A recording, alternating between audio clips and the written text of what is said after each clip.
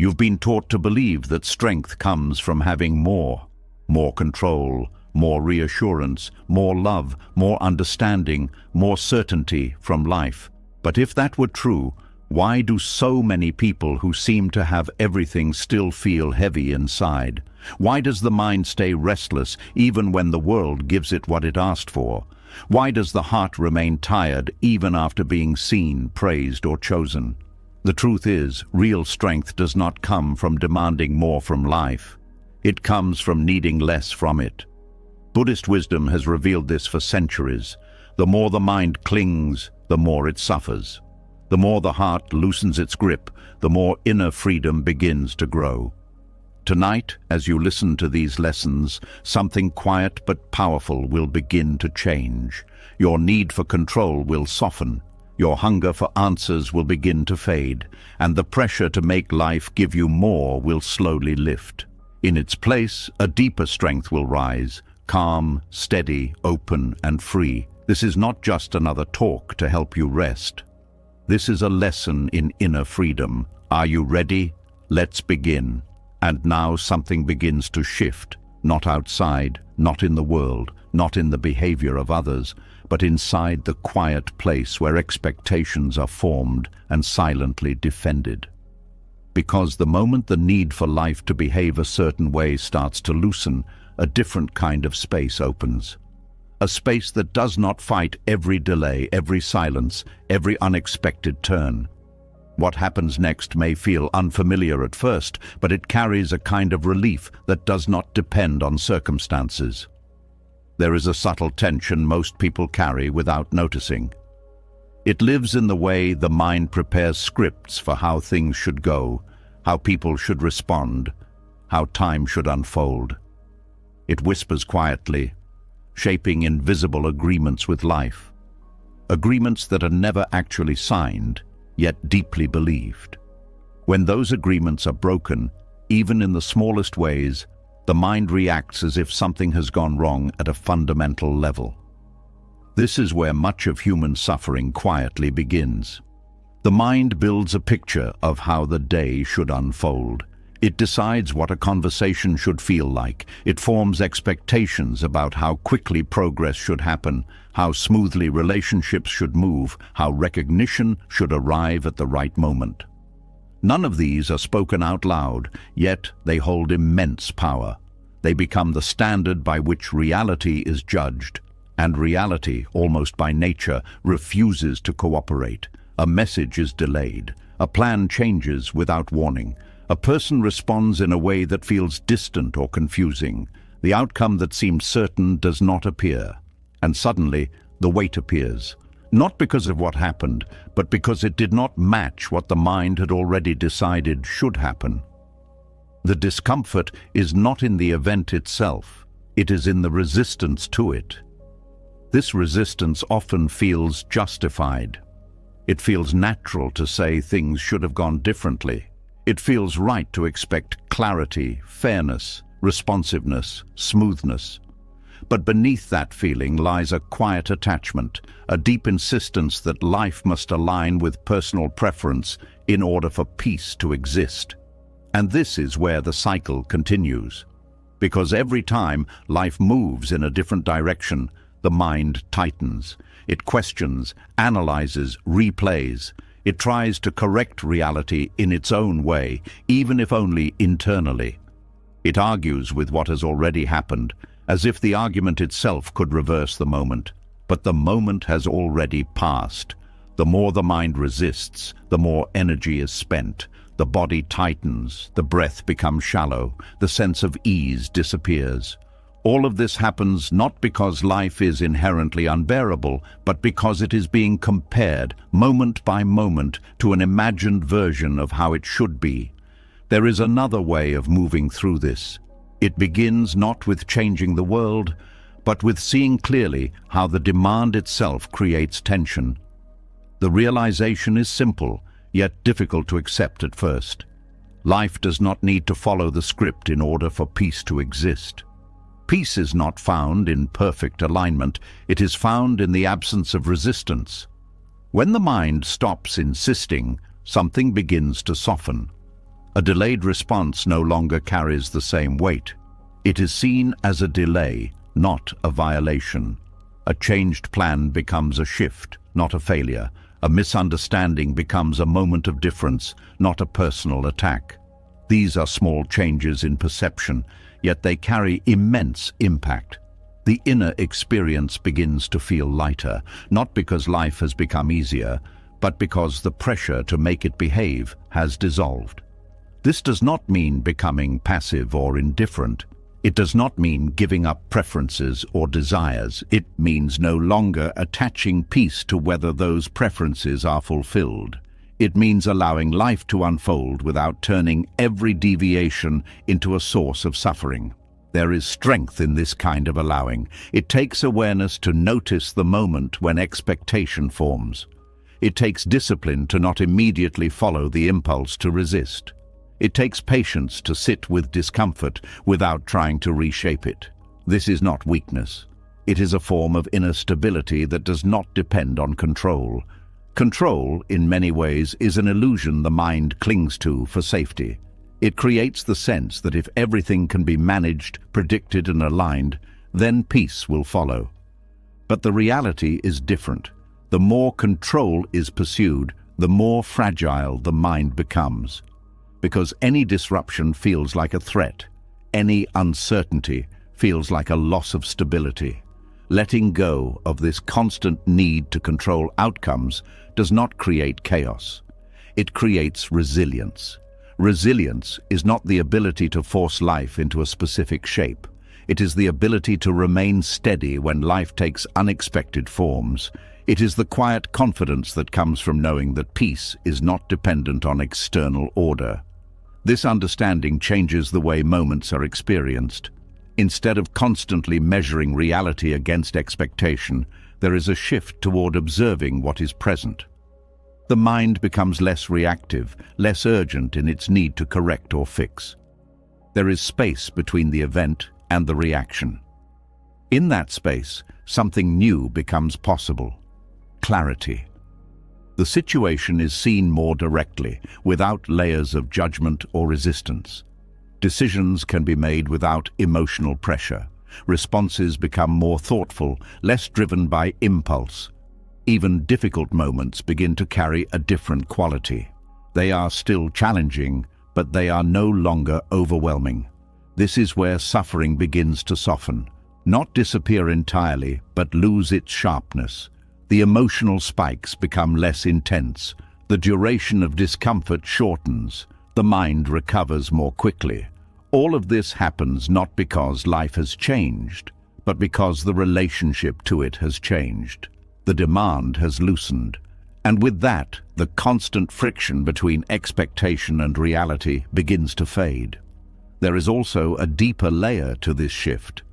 The identity that was built around control and expectation starts to dissolve. The idea of being someone who needs things to go a certain way in order to feel stable begins to weaken. In its place, a different sense of self emerges, one that is less rigid, less dependent, more adaptable. This kind of self does not break easily. It bends, it adjusts, it allows. It does not interpret every deviation as a threat. It does not collapse when plans fail or when people behave unpredictably. It remains steady, not because everything is under control, but because it no longer needs everything to be controlled. This is where true freedom begins to take shape. Freedom is often misunderstood as the ability to get whatever is desired. But that kind of freedom is unstable, because desires constantly change, and the world rarely aligns perfectly with them. Real freedom is quieter. It is the ability to remain at peace regardless of how things unfold. It is the absence of inner conflict. When the mind no longer argues with reality, there is nothing to defend. There is no need to prove that things should be different. There is no internal struggle to correct what cannot be changed. There is simply the experience of the moment as it is. This does not remove pain, but it removes unnecessary suffering. Pain may still arise, loss may still happen, Disappointment may still be felt. But without the added layer of resistance, these experiences move through more naturally. They do not get trapped in cycles of rumination and frustration. They are allowed to be felt and then allowed to pass. There is a kind of peace in this process. It is not dramatic or intense. It does not feel like a sudden breakthrough. It feels steady, grounded, almost ordinary. But within that ordinariness, there is a depth that was not present before. A quiet ease that does not need constant reinforcement. This ease becomes more noticeable over time. Moments that would have previously caused irritation now pass without much disturbance. Situations that once triggered anxiety are handled with calm. There is less urgency to fix, less pressure to understand everything immediately. The mind becomes more spacious. And in that space, something important happens. Life is experienced more directly, not through the filter of expectation, not through the constant comparison to how things should be, but as a continuous unfolding of moments, some pleasant, some difficult, all part of a larger flow that does not need to be controlled to be lived. This kind of living carries a different quality. It is lighter, not because problems disappear, but because they are no longer carried with the same weight. The mind is not constantly preparing for the next disruption or trying to prevent it. There is a trust that whatever arises can be met without needing it to be different first. This trust is not blind. It is built through experience, through repeatedly seeing that resistance creates more tension and allowing creates more space, through noticing that peace is not found in perfect conditions, but in the absence of inner conflict. Over time, this becomes natural. The mind still forms preferences, but it does not cling to them as tightly. Expectations may still arise, but they are seen more clearly and released more easily. The gap between what is and what is wanted becomes less significant. And within that narrowing gap, suffering continues to soften. What remains is a steady presence, a way of moving through life that does not depend on constant alignment with personal desires, a way of experiencing moments without turning them into problems, a quiet strength that does not need the world to cooperate in order to feel whole. This strength is not loud, it does not announce itself, it does not seek recognition. It simply exists, steady and reliable, beneath the surface of changing circumstances. It is felt in the absence of urgency, in the ease of letting things be, in the quiet acceptance of what cannot be changed. And from this place, something else becomes possible. A deeper kind of engagement with life, not driven by the need to control outcomes, but by a genuine openness to experience. Actions are taken, efforts are made, but without the heavy attachment to results. There is participation without pressure, involvement without tension. This is where life begins to feel different, not because it has changed, but because the way it is held has changed. And in that change, a quiet freedom continues to grow. And as that quiet freedom begins to grow, something even more subtle starts to reveal itself. The need to control life softens, but another hidden weight remains. It lives in the space between people, in the silent expectation that others should understand, interpret and validate what is felt inside. It is not as obvious as the need to control outcomes, yet it carries just as much tension, because even when life is no longer being forced to match the mind, the heart can still be waiting. Waiting to be seen, waiting to be understood, waiting to be fully recognized. And when that does not happen, a different kind of discomfort appears, a quieter one, but deeper. There is a moment many people recognize but rarely question, a moment after explaining something important, after sharing a feeling, after trying to express something that matters. The words are spoken, the effort is made, but the response does not land the way it was hoped. The other person listens, but something feels off. The understanding is partial or completely missing. And in that moment, something tightens. The mind begins to search for better words. The heart begins to feel unseen. There is an urge to explain again, to clarify, to try harder to be understood. It feels necessary, almost urgent, as if peace depends on closing that gap between what is felt and what is received. This is where the hidden hunger lives, the hunger to be fully understood. It does not always appear as a loud demand. Often it is quiet. It hides behind patience, behind repeated explanations, behind the willingness to keep trying, but beneath it there is a deep attachment. A belief that emotional relief will come once the other person finally sees things clearly, and this belief quietly binds the heart, because understanding is not something that can be controlled. It depends on the other person's perspective, their emotional capacity, their experiences, their ability to listen without distortion. Even with the best intentions, full understanding is rare. People hear through their own filters, they interpret through their own stories. So the gap remains, and the more the heart depends on closing that gap, the more tension builds. There is a different way of relating to this. It begins with a simple but difficult realization. Being understood is not a requirement for inner peace. It is something that can be appreciated when it happens, but it does not need to be chased in order to feel whole. This shift changes everything, because now expression is no longer driven by the need for validation. It becomes something cleaner, something lighter. Words are shared because they are true, not because they must be confirmed. Feelings are expressed because they exist, not because they need to be approved. This removes a significant burden. The pressure to be perfectly understood begins to fade. The constant adjustment of language, the repeated attempts to explain, the emotional strain of trying to align someone else's perception with internal experience, all of it begins to loosen, and in that loosening, energy returns. There is less exhaustion in communication. Conversations become simpler. There is less need to correct every misunderstanding, less urgency to fix every misinterpretation. The heart no longer feels like it has to defend its reality in every interaction. This does not mean withdrawing or becoming distant. It means engaging without attachment. It means speaking clearly, honestly, and then allowing the other person to receive it in their own way, without turning their response into a measure of self-worth.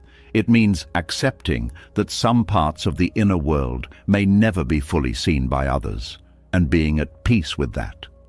There is a quiet strength in this acceptance, because it removes the dependency that often goes unnoticed, the dependency on external understanding to stabilize internal experience. When that dependency is released, something deeper becomes available: self-understanding, the ability to sit with one's own emotions without needing them to be translated for someone else. The capacity to witness internal states without immediately seeking external confirmation.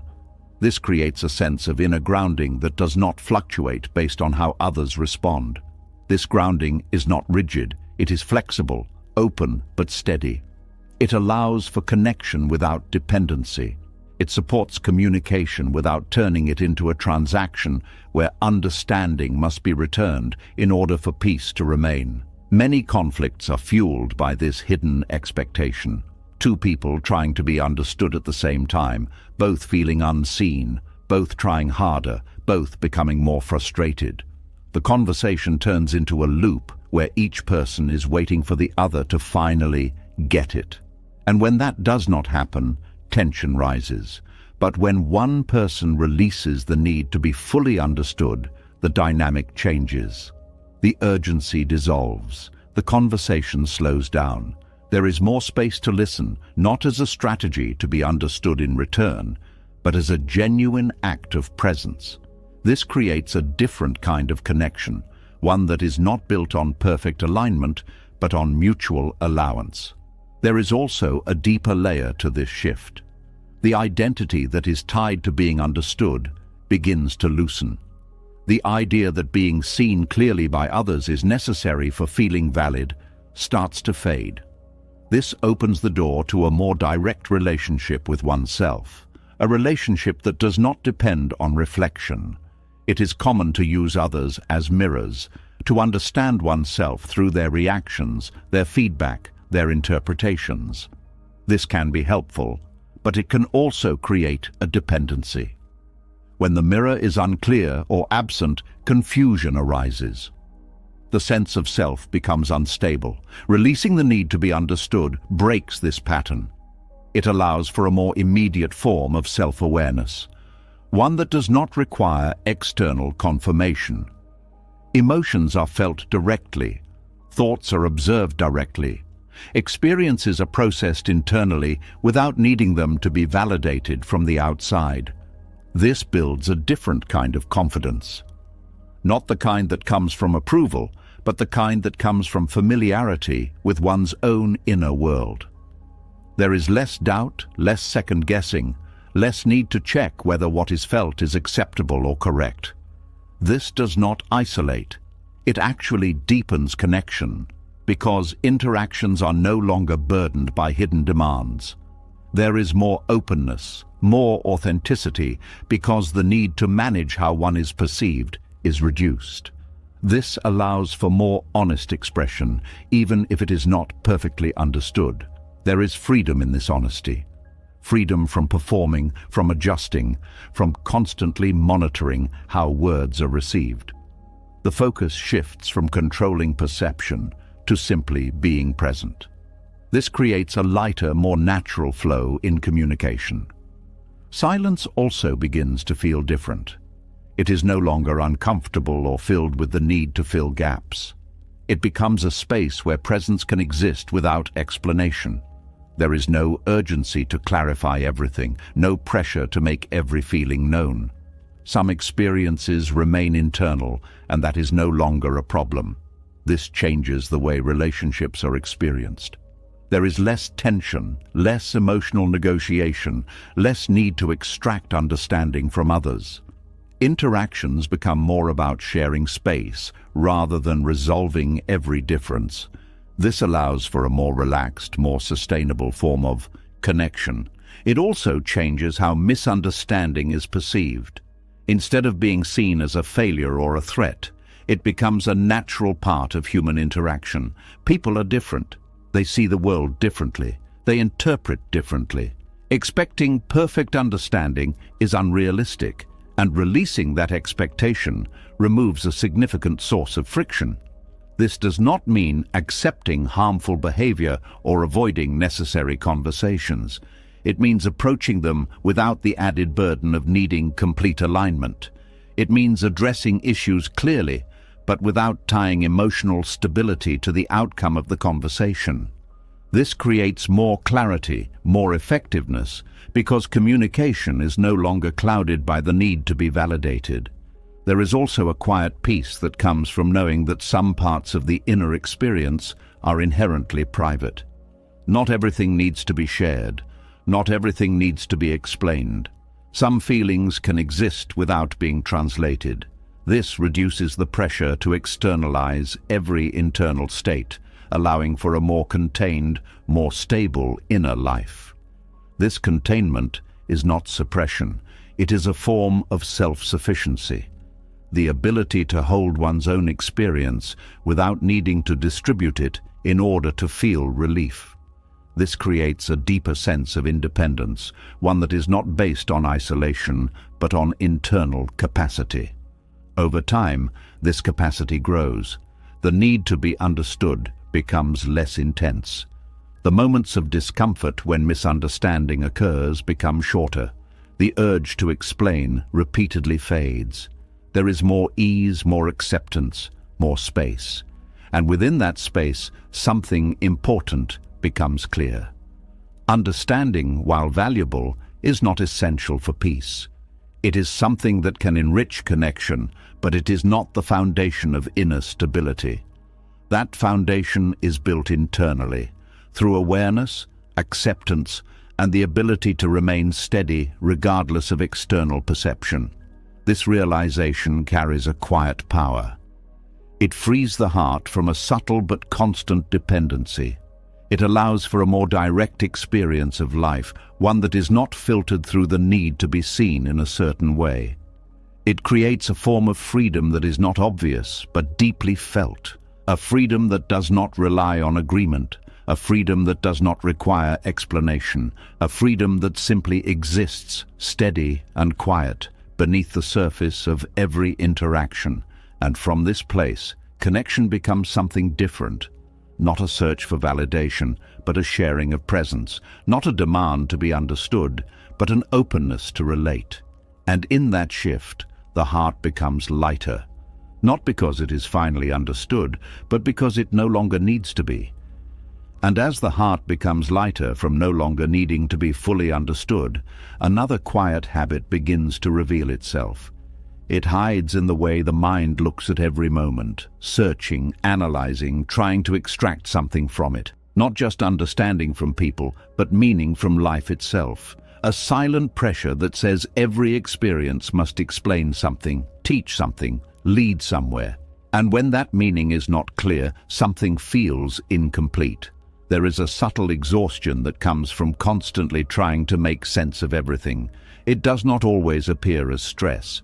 Sometimes it feels like curiosity, like reflection, like the desire to grow. But beneath it, there can be a quiet insistence that every moment must justify itself. When something good happens, the mind wants to hold it, define it, give it a reason. When something difficult appears, the mind searches for lessons, for explanations, for a purpose that can make the discomfort feel acceptable. Even silence becomes something to interpret. Even waiting becomes something to question. And slowly, without noticing, life becomes a series of problems to solve instead of moments to live. There is a different way of being with experience. It begins with allowing some moments to remain without explanation. Allowing some seasons to pass without extracting meaning from them. Allowing some events to exist as they are, without turning them into symbols or lessons.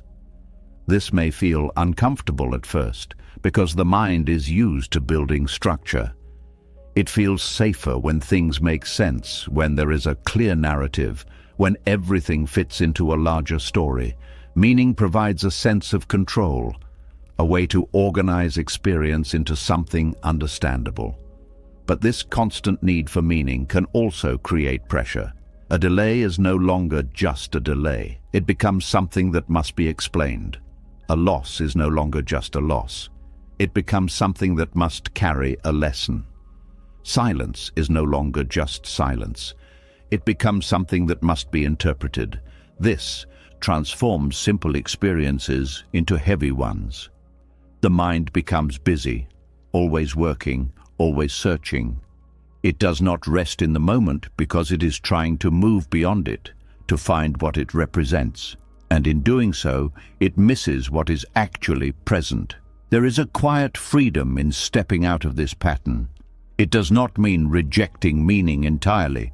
It means no longer forcing it into every space. It means allowing some experiences to be incomplete, to remain open, to exist without immediate resolution. This creates a different relationship with time. Instead of rushing to understand, there is a willingness to wait. Instead of needing clarity right away, there is an acceptance of uncertainty.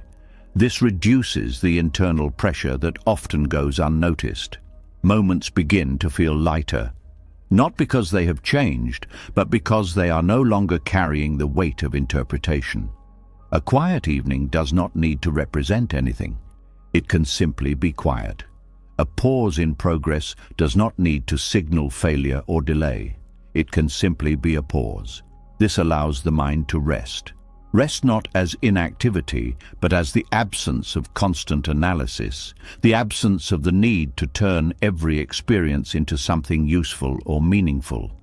This rest creates space, and in that space, a different kind of clarity can appear. A clarity that is not forced.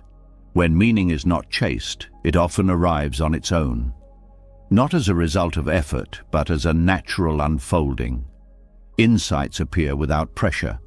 Understanding deepens without being demanded. This is a quieter, more organic process. It requires patience, the willingness to not know immediately, the willingness to let experiences settle without rushing to conclusions. This patience is not passive, it is active in its openness, in its ability to hold uncertainty without discomfort. There is also a deeper layer to this shift. The identity that depends on constant growth and understanding begins to loosen. The idea that every moment must contribute to progress, to development, to a larger purpose starts to fade. This reduces the pressure to always be moving forward, always improving, always learning something. This does not stop growth, it changes the way growth happens. Instead of being forced, it becomes natural. Instead of being measured constantly, it becomes something that unfolds quietly.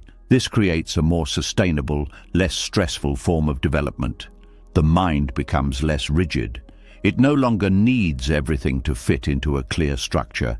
It becomes more comfortable with ambiguity, with open-ended experiences, with moments that do not lead anywhere specific. This flexibility reduces tension. There is also a shift in how difficulty is experienced. When something challenging happens, the immediate reaction is often to search for meaning, to ask what it teaches, what it represents, why it is happening. This can be helpful at times, but it can also create pressure when answers are not available. Releasing the need for immediate meaning allows the experience to be felt more directly. The discomfort is not avoided, but it is not complicated by analysis. There is space to feel without needing to explain. This often leads to a more natural processing of emotion. Emotions move differently when they are not being interpreted constantly. They rise, they are felt, and they pass. The mind does not hold on to them in an attempt to understand them fully. This reduces the tendency to get stuck in loops of thinking. There is also a quiet acceptance that some things may never fully make sense. Some losses do not have clear lessons. Some endings do not provide closure. Some moments remain unresolved. Accepting this does not create despair. It creates space. Space where life can continue without needing every piece to fit perfectly. This acceptance reduces the need to control the narrative of life. The story does not need to be complete at every moment. It can remain open, evolving, unfinished. This allows for a more flexible way of experiencing time and events. There is also a shift in how presence is experienced. When the mind is not searching for meaning, it becomes more available to what is happening now. Attention is no longer divided between the present and the analysis of it. This deepens the experience of each moment. Simple things become more noticeable. The feeling of breathing, the sound of a quiet space, the movement of time without the need to define it. These are often overlooked when the mind is busy searching for meaning. This simplicity carries its own form of richness, not because it leads to something greater, but because it is complete in itself. This changes the way satisfaction is experienced. It becomes less dependent on outcomes and more connected to presence. There is also a reduction in comparison. When meaning is not constantly being assigned, there is less need to compare experiences to expectations or to other moments. Each moment stands on its own, without needing to measure up to something else. This reduces internal conflict. The mind is not evaluating constantly. It is not asking whether this moment is meaningful enough, productive enough, significant enough. It is simply allowing the moment to exist. This allowance creates ease. Ease that does not come from achieving something, but from not needing to achieve something in every moment. This is a subtle but powerful shift. It also changes how the future is perceived. The need to ensure that future moments will be meaningful reduces. There is less pressure to plan every step with purpose. This creates more openness, more flexibility, more willingness to move without knowing exactly where it leads. This does not remove direction, it removes the rigidity around it. Goals can still exist, intentions can still be set, but they are held more lightly. This reduces anxiety about outcomes and allows for a more adaptable approach. There is also a deeper trust that develops. Trust that not everything needs to be understood immediately. Trust that meaning, when it is relevant, will appear in its own time. This reduces the urgency that often drives overthinking. Overthinking is often fueled by the need to make sense of things. When that need is reduced, the mind becomes quieter. Thoughts still arise, but they are not chased as intensely. This creates a more stable, internal environment. There is also a shift in how silence is experienced. Silence is no longer something that needs to be filled or explained. It becomes a space of rest, of presence, of openness. This changes the quality of quiet moments. They become less uncomfortable, less filled with the need to do something with them. They are allowed to exist without purpose, and in that, they become more peaceful. This also affects how relationships are experienced. Conversations do not need to carry deep meaning every time. Interactions can be simple, light, without needing to lead to insight or resolution. This reduces pressure and allows for more natural connection. There is also a reduction in self-judgment. When not every moment needs to be meaningful, there is less pressure to always be doing something important or significant. This allows for rest without guilt, for pauses without criticism. This creates a more compassionate relationship with oneself. A recognition that life includes moments of stillness, of uncertainty, of lack of direction, and that these moments are not failures, but part of the natural flow. Over time, this becomes more natural. The mind still seeks meaning at times, but it is not as dominant. It does not control the experience of every moment. There is more balance between understanding and simply being. And within that balance, something important becomes clear. Life does not need to be fully understood to be lived fully. Meaning can enrich experience, but it is not required for peace. Peace can exist in moments that are simple, quiet, undefined. This realization carries a quiet strength. It removes a layer of pressure that is often invisible. It allows for a more direct, more immediate experience of life. It creates space where the soul can rest. And in that rest, something light begins to grow. Not forced, not defined, not explained, just present and enough. And as the need to force meaning begins to fade, another layer quietly reveals itself. The mind becomes less busy, the soul begins to feel lighter, and yet there is still a subtle emptiness that can appear in certain moments. Not because something is missing in life, but because something is being asked from love that it was never meant to carry. This is where a deeper hunger lives, a hunger that is often mistaken for love itself. There is a kind of tiredness that does not come from lack of love, but from the constant need for love to reassure, confirm, and prove itself. It shows up in small ways, in waiting for messages that must arrive at the right time, in noticing when attention feels different, in measuring tone, effort, consistency, and presence. It is not always loud. Sometimes it is quiet, almost invisible, but it carries weight, a silent question that repeats itself in different forms. Am I still valued? Am I still important? Is this still real? And when the answer is not immediately clear, something inside begins to tighten. This is what emotional starvation feels like. Not the absence of love, but the constant feeling that it is not enough unless it is confirmed again and again. It creates a cycle where love is never fully received, because it is always being evaluated. Even when affection is present, the mind looks for signs that it might fade. Even when connection exists, the heart searches for reassurance that it will not disappear. And in that search, the experience of love becomes heavy. There is a quiet shift that changes this entirely. It begins when love is no longer treated as something that must constantly prove its presence. When the heart no longer depends on repeated confirmation to feel secure, something begins to relax. The need to monitor every detail fades. The urge to interpret every action softens. Love is no longer something that must be measured in order to be trusted. This does not remove care. It removes dependency. There is a difference between appreciating love and relying on it to define one's sense of worth.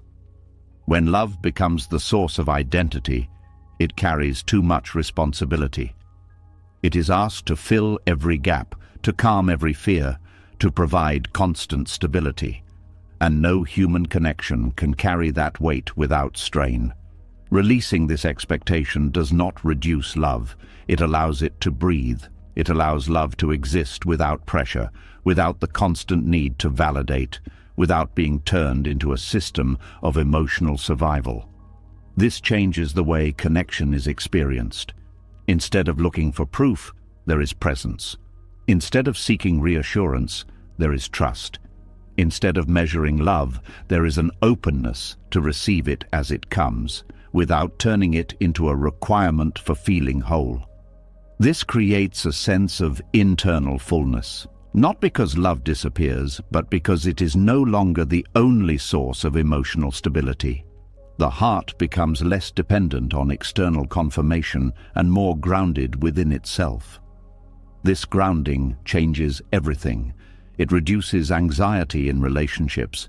The need to check, to question, to analyze decreases. There is more space for natural interaction, for moments to unfold without being evaluated. There is also a shift in how absence is experienced. When love is tied to constant presence, any distance feels threatening. Silence becomes heavy. Space becomes uncomfortable. But when the need for constant proof is released, absence is no longer interpreted as loss. It becomes part of the rhythm. Connection can exist even in distance. Care can remain even when it is not actively expressed. This creates a more stable, less reactive form of attachment. Attachment itself begins to transform. It becomes less about holding on and more about allowing, less about securing and more about trusting. This does not weaken bonds. It strengthens them by removing the pressure that often causes tension. There is also a change in how one relates to their own emotions. Instead of immediately seeking comfort from others, there is a growing ability to sit with feelings internally. Discomfort is not automatically outsourced. It is acknowledged, felt, and allowed without rushing to fill it. This builds emotional resilience, the capacity to remain steady even when external reassurance is not available. This does not create isolation. It creates independence within connection. Relationships become something shared, not something relied upon for survival. There is also a quiet honesty that emerges.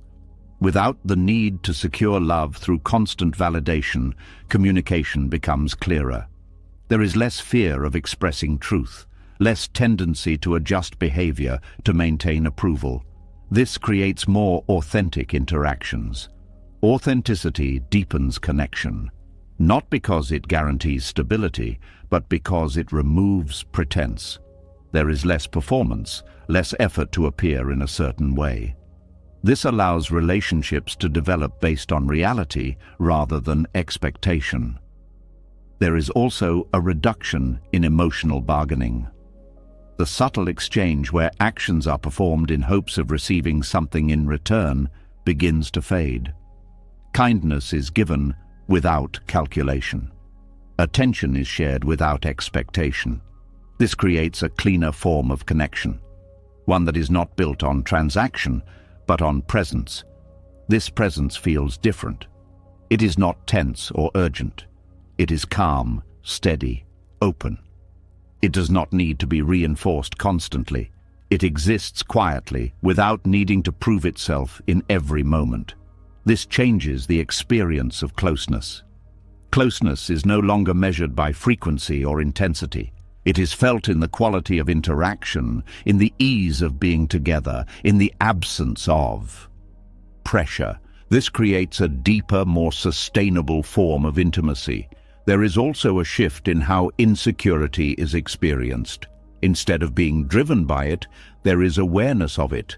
It is seen as a passing state, not a permanent condition. This reduces its influence. It does not control behavior in the same way. This awareness creates choice, the ability to respond rather than react, the ability to remain grounded even when uncertainty appears.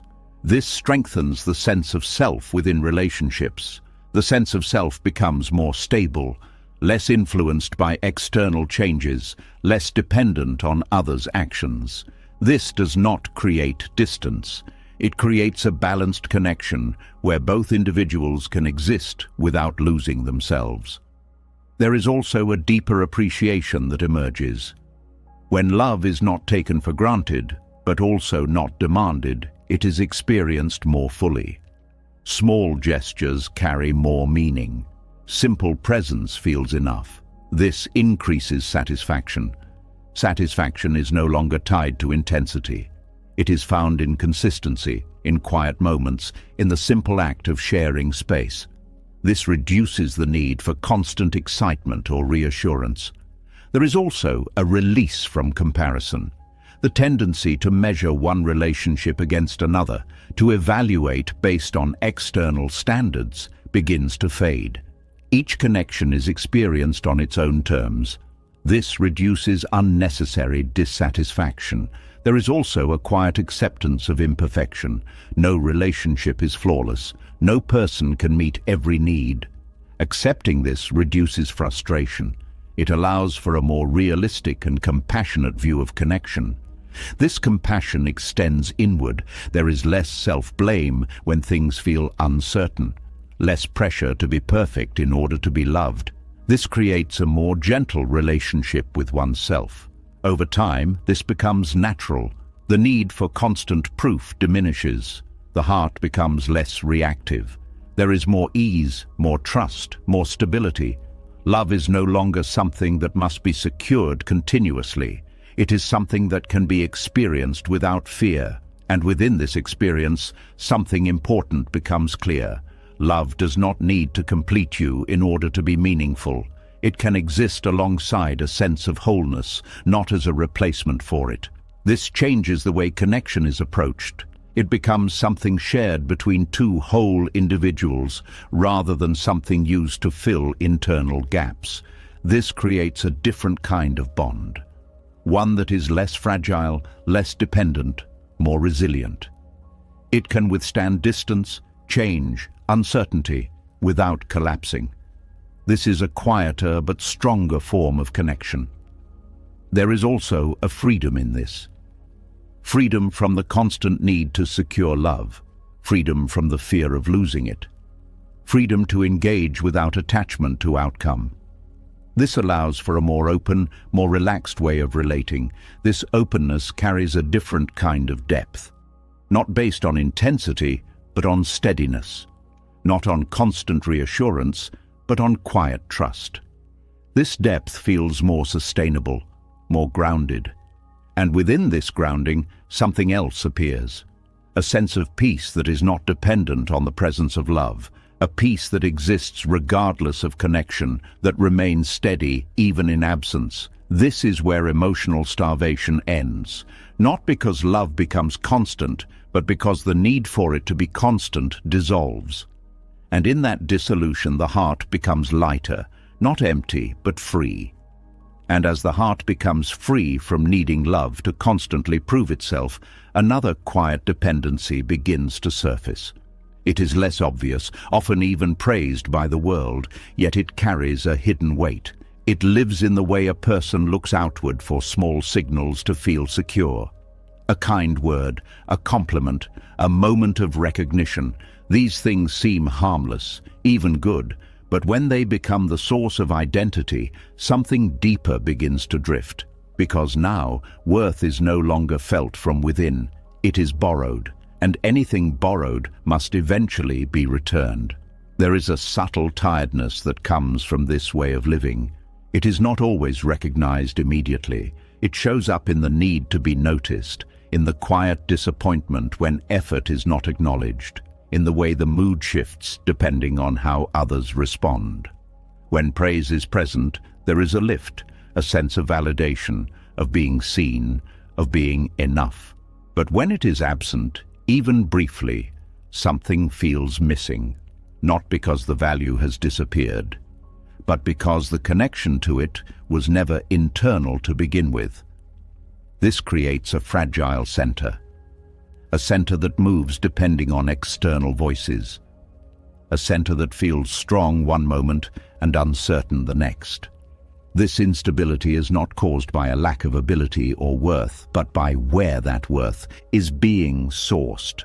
The world becomes a mirror, and every reflection begins to matter more than it should. A compliment feels like truth, a lack of recognition feels like doubt, a criticism feels like a threat. The mind begins to organize identity around these reflections, shaping itself according to what is received. This is where exhaustion begins, because maintaining this external alignment requires constant attention. There is a need to perform, to adjust, to anticipate how actions will be perceived. Even simple decisions begin to carry weight, not because of their intrinsic value, but because of how they might be judged. This takes energy that could be used for presence, for creativity, for simply being. Instead, it is spent managing perception, seeking approval, maintaining a certain image. There is a different way of existing. It begins when praise is no longer treated as a requirement for feeling stable. When compliments are received but not depended on. When recognition is appreciated but not used as proof of worth. This shift is quiet but powerful because it returns attention inward. Instead of asking, "How am I seen?" the question becomes, "What is true here?" Instead of measuring value through reaction, there is a direct connection to one's own experience, one's own sense of alignment.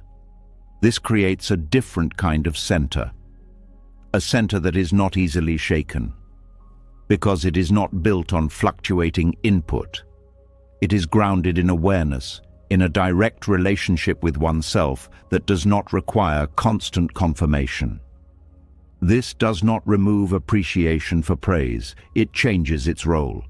Praise becomes something that can be enjoyed without being clung to. It is no longer a necessity, but a pleasant addition. This reduces dependency and increases freedom. Freedom from needing to be seen in a certain way. Freedom from adjusting behavior to maintain approval. Freedom from the constant monitoring of how one is perceived. This allows for more natural expression. Actions are no longer filtered through the question of how they will be received. They are guided by internal clarity, by intention, by a sense of authenticity that does not need to be justified externally. This authenticity feels different. It is quieter, less performative, less driven by outcome. It does not seek attention, yet it often draws it naturally. Not because it is trying to impress, but because it is grounded. There is also a reduction in comparison. When identity is no longer tied to praise, there is less need to measure oneself against others. The focus shifts from external positioning to internal alignment. This reduces tension and creates a more stable sense of self. There is also a change in how criticism is experienced. Without dependence on praise, criticism loses some of its weight. It is still heard, still considered, but it does not destabilize identity in the same way. This allows for growth without fear. Feedback becomes information, not judgment. This creates a more open, more flexible approach to improvement. There is less defensiveness, less need to protect an image. This supports a more honest relationship with one's own strengths and limitations. There is also a deeper layer to this shift. The identity that was built around being recognized begins to dissolve. The idea of needing to be acknowledged in order to exist meaningfully starts to fade. This creates space for a more direct experience of self, a self that is not defined by external response. This does not create isolation. It creates independence within connection. Relationships are no longer used as mirrors to define worth. They become spaces for interaction, for sharing, for connection, without the hidden demand for validation. This changes the quality of interaction. There is less pressure, less need to impress, less concern about maintaining a certain image. This allows for more genuine connection, more openness, more ease. There is also a shift in motivation. When praise is not the driving force, actions are guided by something deeper: curiosity, interest, intention. This creates a more sustainable form of engagement. Work becomes less about recognition and more about expression. Effort becomes less about outcome and more about process. This reduces burnout because energy is not tied to external response. It is generated internally through engagement, through presence, through alignment with what feels meaningful. There is also a quiet confidence that emerges, not loud, not performative, but steady. A confidence that does not need to be announced because it is not dependent on being confirmed. It exists quietly, beneath the surface, consistent and reliable. This confidence supports resilience. When external conditions change, when recognition is absent, when attention shifts, the center remains stable. This reduces anxiety and creates a more grounded way of moving through life. There is also a deeper sense of contentment. When praise is no longer required, satisfaction is not delayed. It is felt in the act itself, in the experience of doing, of being, of engaging with life directly. This changes the relationship with achievement. Achievements are still valued, but they are not used as proof of worth. They are expressions of effort, of interest, of engagement. This reduces pressure and increases enjoyment. There is also a release from performance. The need to maintain a certain image fades. There is less concern about how things appear, more focus on how they feel. This creates a more relaxed, more authentic way of living. There is also a deeper connection to presence. Without the constant monitoring of external response, attention returns to the moment. This increases awareness, clarity, and ease. Moments are experienced more fully, not filtered through the need to be recognized but felt directly. This creates a richer experience of life, not because of external input, but because of internal availability. There is also a shift in how silence is experienced. Silence is no longer uncomfortable due to lack of recognition. It becomes a space of rest, of being, without the need to fill it with validation. This supports a more stable inner environment, one that does not fluctuate based on external feedback. Over time, this becomes natural. The need for praise diminishes. The dependence on recognition fades. The center becomes more stable, more grounded, more internal. And within this stability, something important becomes clear. Worth does not need to be proven. It does not need to be confirmed. It exists. And when this is felt directly, without reliance on external voices, there is a quiet return. A return to a center that was always there, but often overlooked. A center that does not move with praise or criticism. A center that remains steady, regardless of how the world responds. And from this place, life begins to feel different, less heavy, less dependent, more free. And as that quiet center becomes steady, no longer rising and falling with praise or silence, something even deeper begins to come into view. There is still a subtle movement in the mind, a habit so familiar that it often goes unnoticed. It is the quiet negotiation that happens with reality itself. A constant internal dialogue that tries to reshape what has already happened, soften what feels uncomfortable, or push away what does not match preference. Even without seeking approval, even without needing validation, the mind can still be in quiet resistance. And that resistance carries its own weight. There is a kind of tiredness that does not come from effort, but from arguing with what cannot be changed. It appears in small moments. A situation unfolds, and immediately the mind begins to respond, not by meeting it, but by pushing against it. This should not be happening. This could have been different. This needs to change before I can feel okay.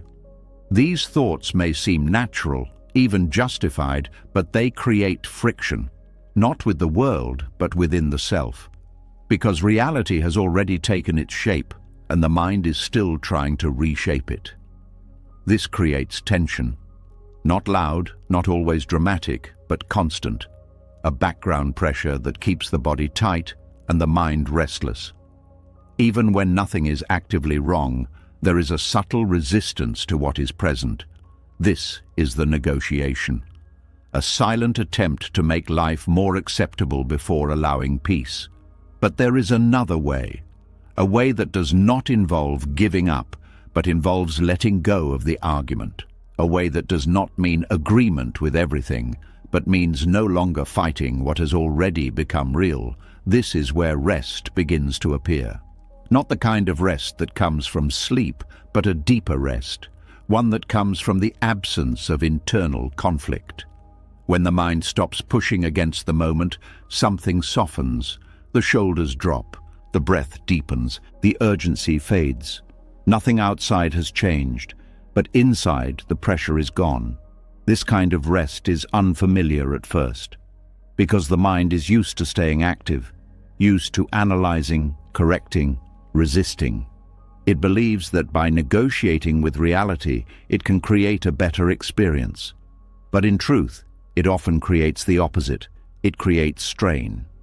Letting go of this strain does not mean becoming passive. It means seeing clearly.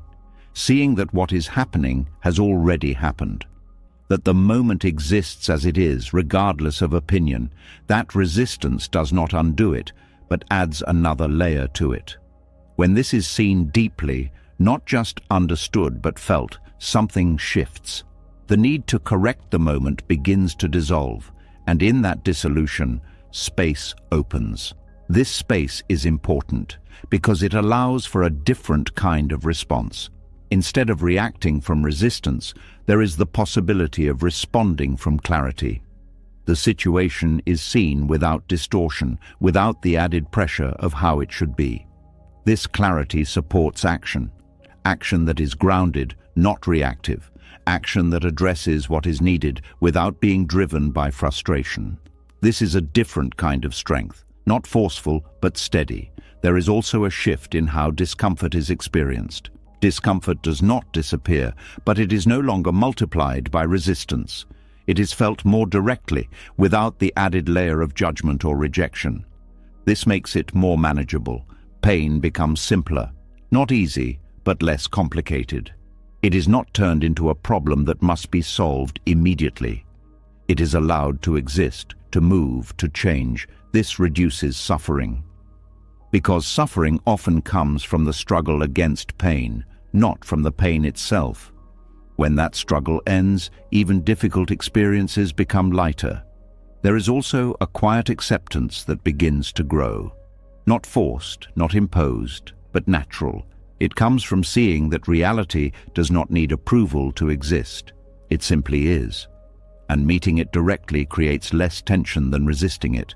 This acceptance is not resignation. It is alignment. Alignment with what is present without adding unnecessary conflict. It allows for engagement without resistance, for action without frustration. There is also a change in how control is perceived. The need to control every aspect of the moment begins to fade. There is a recognition that not everything can be shaped according to preference, and that this is not a problem. It is simply the nature of life. This recognition reduces pressure. Because the mind no longer needs to manage everything. It can focus on what is within reach, what can actually be influenced, without being burdened by what cannot. This creates a more efficient use of energy. Energy is not wasted on internal arguments. It is available for presence, for action, for awareness. This increases effectiveness without increasing effort. There is also a deeper layer to this shift. The identity that was built around resistance begins to loosen. The idea of being someone who must always correct, fix, or oppose reality starts to dissolve. This creates space for a different way of being, a way that is more flexible, more open, more at ease. This ease is not dependent on circumstances. It exists even when things are not ideal, even when challenges arise, even when outcomes are uncertain. It comes from the absence of internal conflict, not from the perfection of external conditions. There is also a change in how time is experienced. Without constant resistance, moments feel less rushed. There is less urgency to move past discomfort, less need to escape the present. This creates a slower, more grounded experience. Time feels more spacious, more available. This allows for deeper awareness. Awareness that is not clouded by reaction, but clear and direct. This supports better understanding, better decisions, better presence. There is also a shift in how relationships are experienced. Without the need to negotiate reality, interactions become simpler. There is less resistance to others' behavior, less need to correct or change them in order to feel at ease. This reduces conflict, not by avoiding issues, but by removing unnecessary tension. Conversations become more direct, more honest, less reactive. This creates more stable connections, connections that are not driven by the need to control or correct, but by a willingness to meet each other as they are. There is also a deeper sense of trust that develops. Trust in the process of life, in the unfolding of moments, in the ability to respond without needing everything to be perfect first. This trust is not blind. It is grounded in experience, in the repeated observation that resistance creates more strain and acceptance creates more space. Over time, this becomes natural. The mind still reacts at times, still resists occasionally, but it returns more quickly to ease. The pattern of negotiation weakens, and the pattern of acceptance strengthens. And within this shift, something important becomes clear. Reality does not need to be negotiated in order to be lived. It can be met directly, without argument, without resistance, without the need to reshape it before allowing peace. This is where rest appears, not as an escape, but as a presence that does not push away what is difficult, but also does not fight it. A presence that sits beside truth without needing it to be different. This sitting is quiet. It does not draw attention, but it carries strength. A strength that is not based on control, but on acceptance. A strength that does not depend on outcome, but on stability. And from this place, life begins to feel different, less heavy, less urgent, more open, more calm. Not because everything has changed, but because the need to negotiate with it has ended. And as the mind begins to rest, no longer arguing with what is already here, something even more hidden starts to surface. The tension is quieter now, less obvious, but still present in subtle ways. It appears in the silent expectations carried into each moment. Not the loud kind of demands, but the quiet belief that certain things should be given, that certain outcomes should naturally arrive, that life should unfold with a certain level of fairness, comfort, and recognition. This belief feels normal, so normal that it is rarely questioned. Yet it shapes how every experience is felt. There is a feeling that comes when things do not go as expected. Not just disappointment, but something sharper. A sense that something has been taken, that something was deserved but not received. It is not just that the outcome is unpleasant, but that it feels wrong. This feeling often comes from entitlement, not in the way it is usually described, not arrogance or selfishness, but a quiet assumption that life should provide certain things in a certain way. That effort should always lead to reward, that kindness should always be returned, that fairness should always prevail. When these expectations are not met, the mind reacts. It questions, it resists, it feels unsettled. Why did this happen? This should not have gone this way. I did everything right. These thoughts create a particular kind of suffering, because they are not just responses to the moment, they are reactions to a broken expectation, an expectation that was never guaranteed, yet deeply believed. This creates a fragile experience of life, one where peace depends on conditions being met. Where comfort is expected, fairness is assumed, recognition is anticipated. And when life moves outside of these expectations, the sense of stability is disturbed. There is another way of relating to this. It begins with seeing clearly that life does not operate on personal agreements, that it does not owe comfort, fairness, or perfect outcomes. This realization can feel uncomfortable at first, because it removes a layer of expectation that provided a sense of order. But beneath that discomfort, something important begins to form: freedom. When entitlement begins to dissolve, the relationship with life changes. Moments are no longer filtered through the question of whether they are deserved. They are experienced more directly, without the added layer of expectation.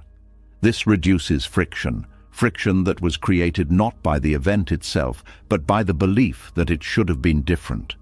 Without that belief, the experience becomes simpler. Not necessarily easier, but less complicated. There is less internal argument, less resistance, less need to correct what has already happened. This creates space for acceptance, for clarity, for a more grounded response. There is also a shift in how effort is experienced. Effort is no longer tied to guaranteed results. It becomes something that is offered, not something that must be rewarded. This changes motivation. Actions are taken because they align with intention, not because they are expected to produce a specific outcome.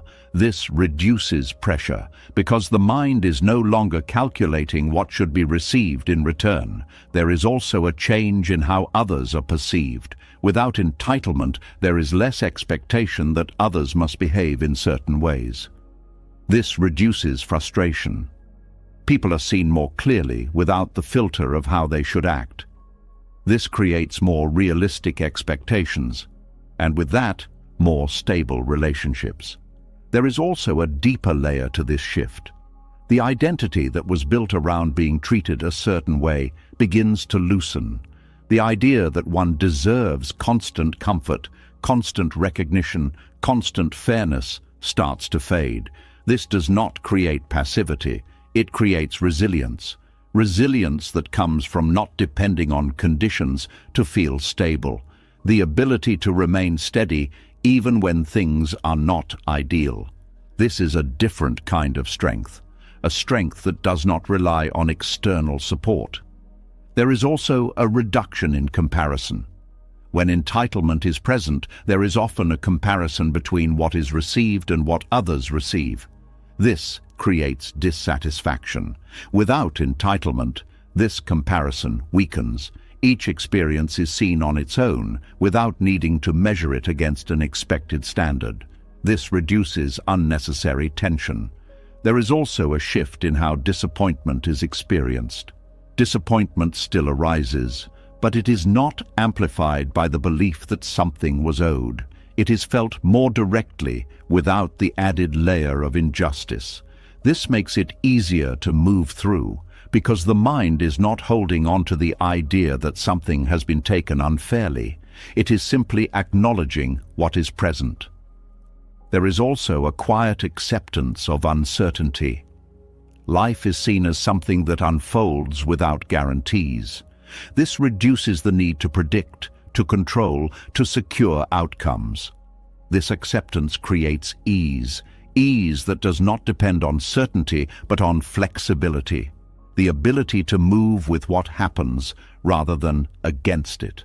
There is also a change in how gratitude is experienced. Without entitlement, gratitude becomes more natural. Because things are no longer expected, they are appreciated when they occur. This increases the sense of satisfaction. Even small moments carry value, not because they fulfill an expectation, but because they are recognized as they are. There is also a deeper sense of humility, not in the sense of lowering oneself, but in recognizing that life is not centered around personal expectations. This creates a more balanced perspective, a perspective that is less demanding, more open. There is also a shift in how control is perceived. Without entitlement, the need to control outcomes reduces. There is an understanding that not everything can be shaped according to preference. This reduces stress because the mind is no longer trying to enforce an imagined agreement with life. There is also a change in how patience is experienced. Patience becomes easier when there is no expectation of immediate reward. Waiting is no longer seen as a failure of timing, but as part of the process. This creates a more relaxed relationship with time. There is also a deeper sense of presence. Without the constant evaluation of whether something is deserved, attention returns to the moment. This increases awareness and clarity. Moments are experienced more fully, without the distraction of expectation. There is also a shift in how failure is perceived. Failure is no longer seen as a violation of what should have happened. It becomes an event, a result, without the added weight of entitlement. This makes it easier to learn and move forward. There is also a quiet strength that begins to develop.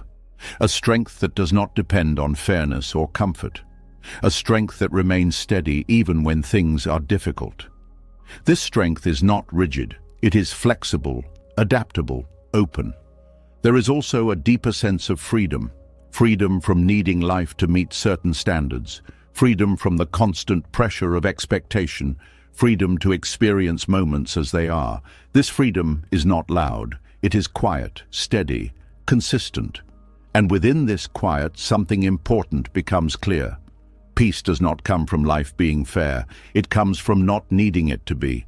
This realization changes everything because it removes a fundamental source of tension, the belief that life should align with personal expectation. Without that belief, the relationship with life becomes simpler, more direct, more open.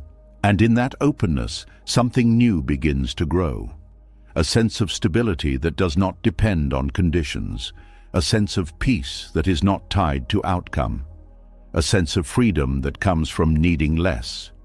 And from this place, life begins to feel different. Not because it has become easier, but because it is no longer being measured against what it was never required to provide. And as the weight of entitlement begins to fall away, something else becomes easier to see. Life no longer needs to be fair, and slowly, the same understanding begins to extend toward people. Because much of the tension that once came from expecting perfect outcomes also lives in the expectation of perfect behavior from others, not always in obvious ways, but in quiet assumptions, that they should know what to say, that they should respond with care every time, that they should understand without needing explanation, that they should love in a way that feels complete, and when they don't, something inside tightens. There is a kind of pain that comes not just from what people do, but from what they fail to do. A missed gesture, a careless word, a moment where presence is absent when it was needed most. These moments stay longer than they should, not because they are large, but because they collide with expectation. A quiet belief that says, they should have done better. This belief creates a subtle form of resistance, not toward life, but toward people. And when that resistance is held, it slowly turns into something heavier, resentment. It does not always appear as anger. Sometimes it is silent. It lives in the way distance begins to grow, in the way warmth becomes guarded, in the way past moments are replayed with a quiet sense of disappointment. This is where emotional strain begins to build. Because holding resentment requires energy. It keeps the mind tied to what has already happened, to what cannot be changed, to what was expected but not received. And over time, this creates a sense of separation, not just from others, but from peace. There is another way of seeing this. It begins with a simple but difficult recognition. People are incomplete, not as a flaw, but as a condition. They carry their own limitations, their own blind spots, their own fears, their own ways of understanding the world.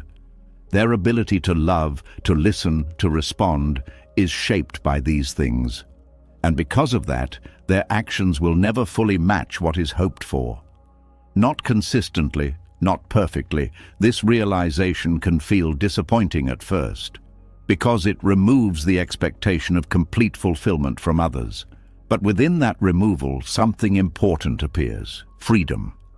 When people are allowed to be incomplete without needing them to meet every expectation, the pressure begins to dissolve. The need to correct, to change, to make them behave differently in order to feel at ease, begins to fade. This does not mean accepting harmful behavior. It means seeing clearly what others are capable of without adding expectation on top of it. This clarity changes the way interactions are experienced. Instead of measuring people against an ideal, they are seen as they are. This reduces friction, because the mind is no longer comparing reality to an imagined standard. There is also a shift in how disappointment is felt. Disappointment still arises, but it is softer. It is not fueled by the belief that something was owed. It is simply a recognition that something was not present. This makes it easier to let go, because there is no longer a need to hold on to what should have been. There is also a quiet compassion that begins to develop, not forced, not artificial, but natural. When people are seen as incomplete, their actions are understood in a different way. Not excused, but placed in context. This reduces judgment. Judgment often comes from expectation. When expectation softens, judgment follows. This creates more space in relationships, space where people can exist without being constantly evaluated, space where interaction can happen without the need for perfection. There is also a change in how hurt is processed. When someone fails to meet an expectation, the immediate reaction is often to interpret it personally, to see it as a reflection of value, of importance, of worth. But when incompleteness is understood, this interpretation begins to shift. The action is seen more as a reflection of the other person's limitations, rather than a statement about oneself. This reduces the intensity of the hurt, not by avoiding it, but by understanding it differently. There is also a deeper layer to this shift. The need for others to complete what is missing internally begins to dissolve. The expectation that someone else should fill every emotional gap fades. This creates independence, not isolation, but a stable internal base that does not rely on others to function. Relationships become something that adds to life, rather than something that must sustain it completely. This changes the nature of connection. Connection becomes lighter, less burdened by expectation, less strained by the need for perfection. There is more room for authenticity, for natural interaction, for presence without pressure. There is also a reduction in control. When people are allowed to be incomplete, there is less need to shape their behavior. Less effort is spent trying to make them respond in a certain way. This reduces tension. It also increases respect, because allowing someone to be as they are without constant correction acknowledges their autonomy. This creates a more balanced dynamic. There is also a shift in how forgiveness is experienced. Forgiveness becomes easier when expectation is reduced, not because the action is justified, but because the need to hold on to it weakens. The mind is no longer anchored to the idea that something should have been different. This allows for release of tension, of replaying, of holding on to past moments. This creates more space for the present. There is also a change in how closeness is felt. Closeness is no longer dependent on perfect understanding or perfect behavior. It is found in shared presence, in moments of connection that do not need to meet a specific standard. This creates a more sustainable form of intimacy, one that can exist even with imperfection. There is also a deeper sense of acceptance, not passive but aware, an acceptance that people will act according to their nature, their understanding, their limitations. This does not remove the ability to set boundaries. It clarifies it. Boundaries are no longer set from resentment, but from understanding. This makes them more effective, more stable. There is also a quiet strength that begins to form, a strength that comes from not needing others to be different in order to feel at ease. The ability to remain steady even when others fall short. This strength is not rigid, it is flexible, open, grounded. There is also a shift in how expectations are formed. Expectations become more realistic, more aligned with what is actually possible. This reduces disappointment and increases clarity. There is also a reduction in emotional volatility. Without the constant cycle of expectation and disappointment, emotions become more stable. There is less fluctuation, less intensity. This creates a calmer internal state. There is also a deeper appreciation for what is present. When perfection is no longer expected, what is available becomes more noticeable. Small gestures, simple moments become more meaningful. This increases gratitude. There is also a change in how absence is experienced. Absence is no longer interpreted as failure.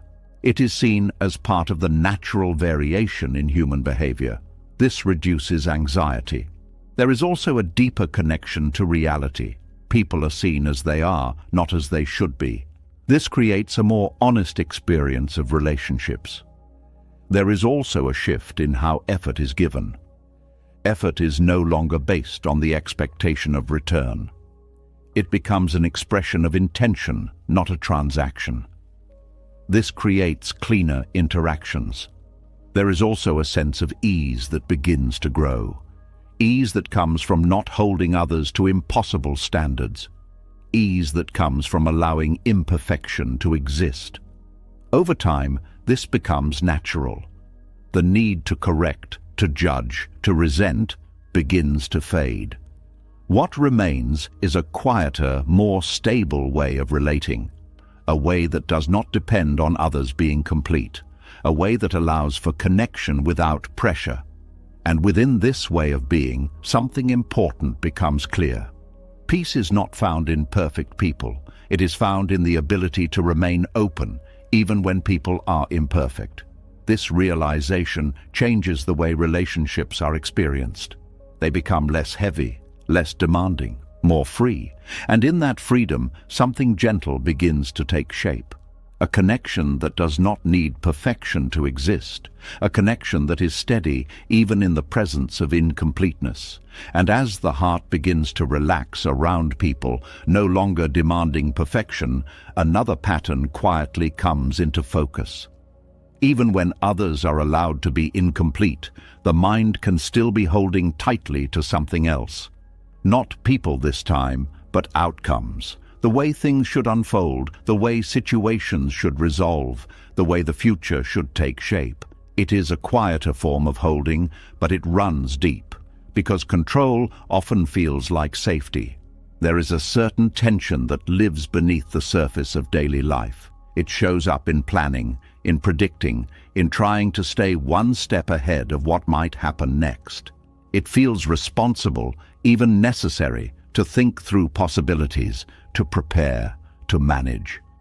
But beneath that effort, there is often something else. Fear. Fear that if things are not controlled, they might fall apart. Fear that uncertainty will lead to discomfort, that unpredictability will create instability. So the mind begins to tighten around outcomes, trying to shape them before they arrive. This tightening creates a sense of fragility, because when control becomes the source of stability, anything outside of that control becomes a threat. Unexpected changes feel larger than they are. Small disruptions carry more weight. The mind becomes sensitive, reactive, easily unsettled. It is not because life is more difficult. It is because the grip is too tight. There is a different way of relating to this. It begins with loosening, not abandoning responsibility, not ignoring what needs to be done, but softening the attachment to how things must turn out. This creates space, space where the mind is no longer bracing against every possibility. When control is loosened, something unexpected happens. The mind becomes less fragile, not weaker but more resilient, because it is no longer dependent on specific outcomes to remain stable. It can move with change instead of resisting it. It can adapt without collapsing. This adaptability is a form of strength. It allows for flexibility, for responsiveness, for a more grounded way of engaging with life. Instead of trying to predict every outcome, there is a willingness to meet whatever arises. This reduces fear, because fear often comes from the unknown, from the inability to control what is coming next. When the need for control is reduced, the unknown becomes less threatening. It is still uncertain, but it is no longer overwhelming. There is also a shift in how planning is approached. Planning does not disappear, but it becomes lighter. It is no longer an attempt to secure certainty, but a way to prepare while remaining open. This creates a balance between action and acceptance. There is also a change in how mistakes are experienced. When control is tight, mistakes feel like failures. They are seen as evidence that something went wrong, that the plan was not followed correctly. This creates pressure. Without that tight control, mistakes are seen differently. They become part of the process. Not something to avoid at all costs, but something that can be learned from without destabilizing the sense of self.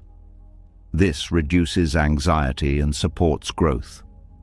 There is also a deeper layer to this shift. The identity that was built around being in control begins to loosen. The idea that stability comes from managing every detail starts to fade. This creates space for a different kind of stability, one that comes from within, not from external conditions. This internal stability is not rigid. It is flexible, open, responsive. It allows for movement, for change, for uncertainty without creating panic. There is also a reduction in overthinking. Overthinking is often driven by the need to control outcomes. The mind tries to anticipate every possibility, to prepare for every scenario. This creates loops of thought that are difficult to exit. When control is loosened, these loops begin to slow, not because thinking stops, but because the urgency behind it fades.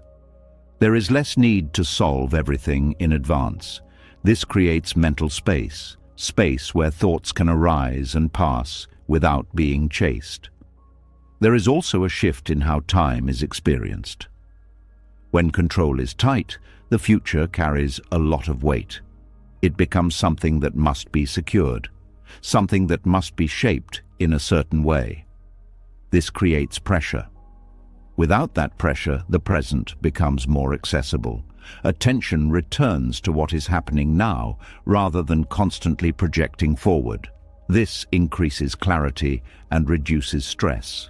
There is also a change in how uncertainty is felt. Uncertainty is no longer something to avoid. It becomes something that can be tolerated, even accepted.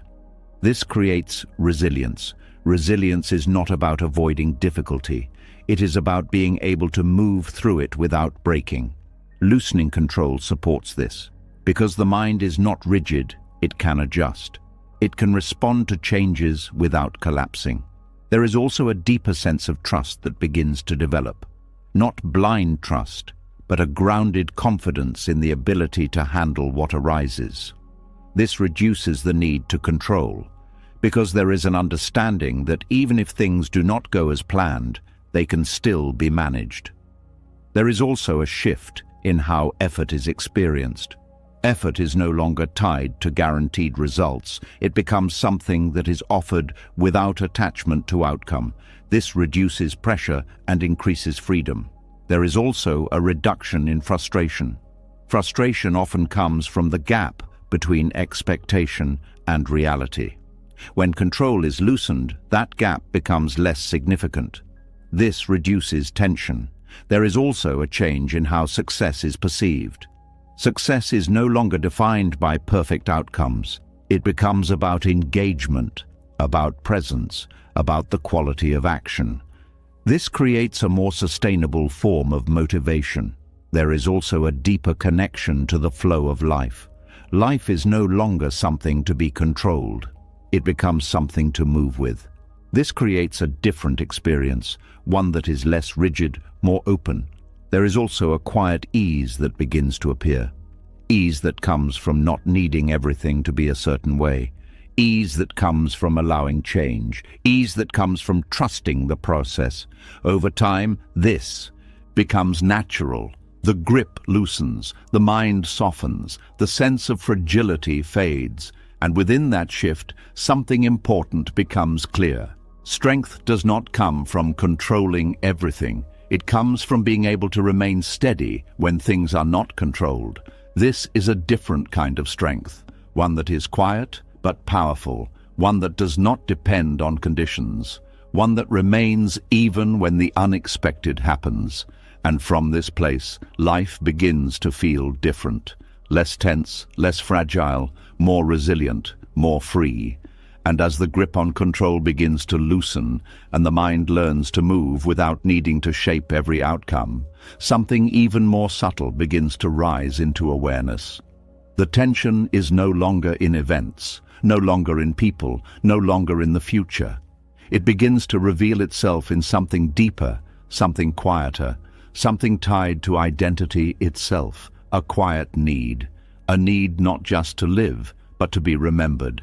There is a feeling that moves silently through many moments.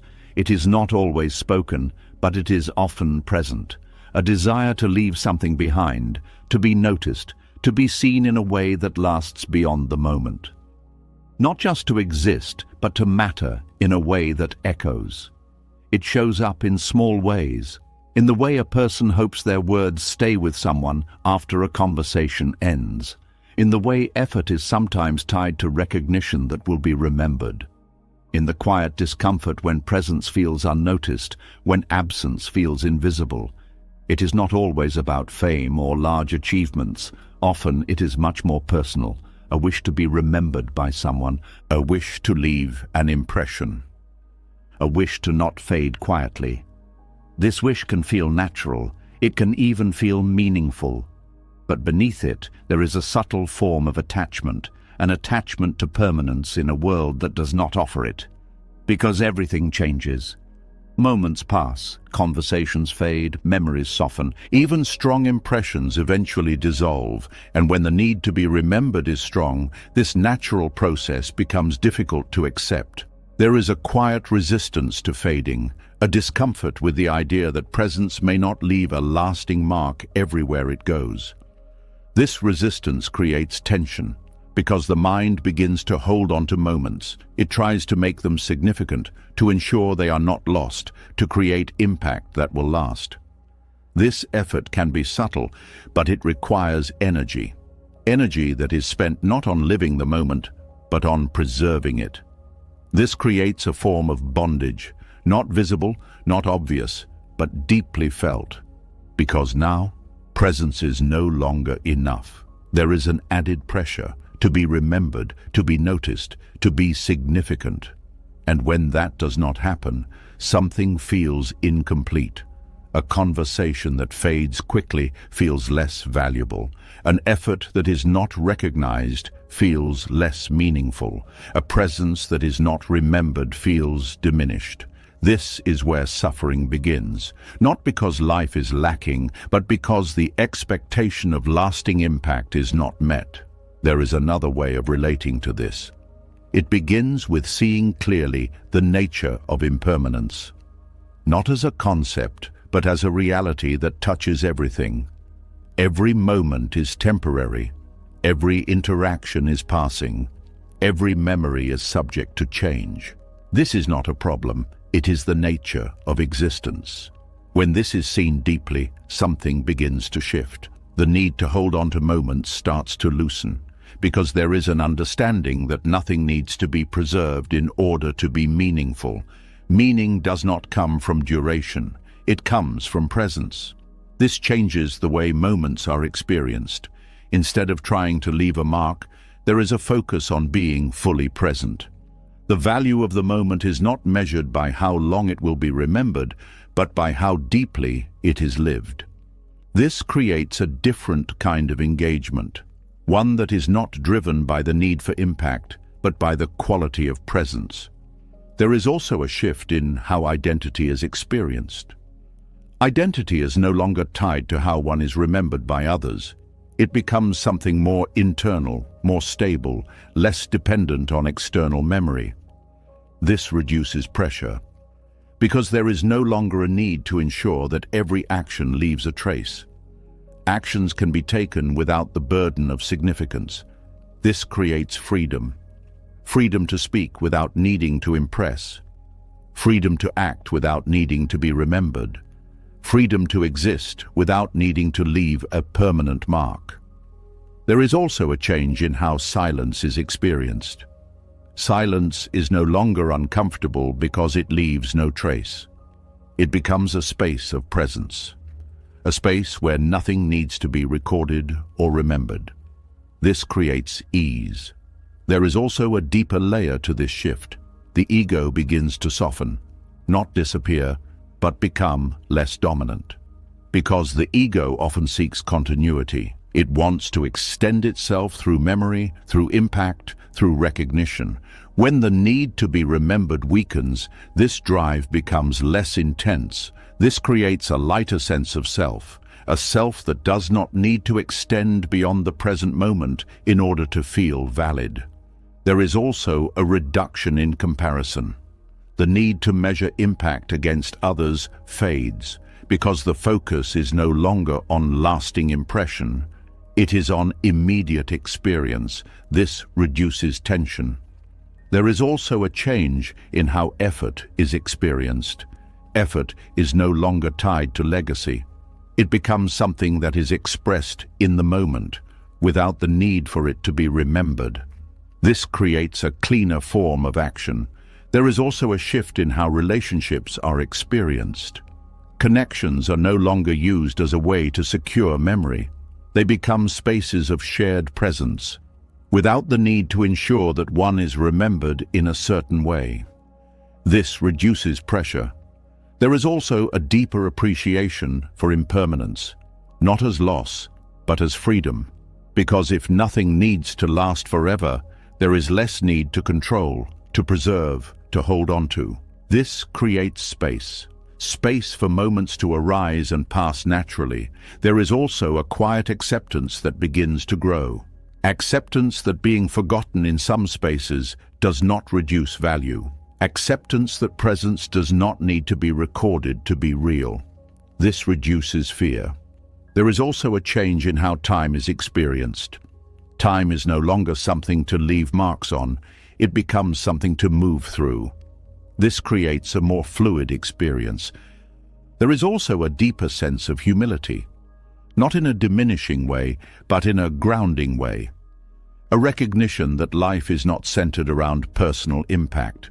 This creates balance. There is also a shift in how satisfaction is felt.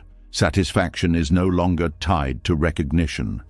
It is felt in the act itself, in the presence within the moment. This creates a more stable sense of fulfillment. There is also a reduction in anxiety, because there is no longer a need to ensure that every moment counts in a lasting way. This reduces pressure. There is also a deeper connection to simplicity.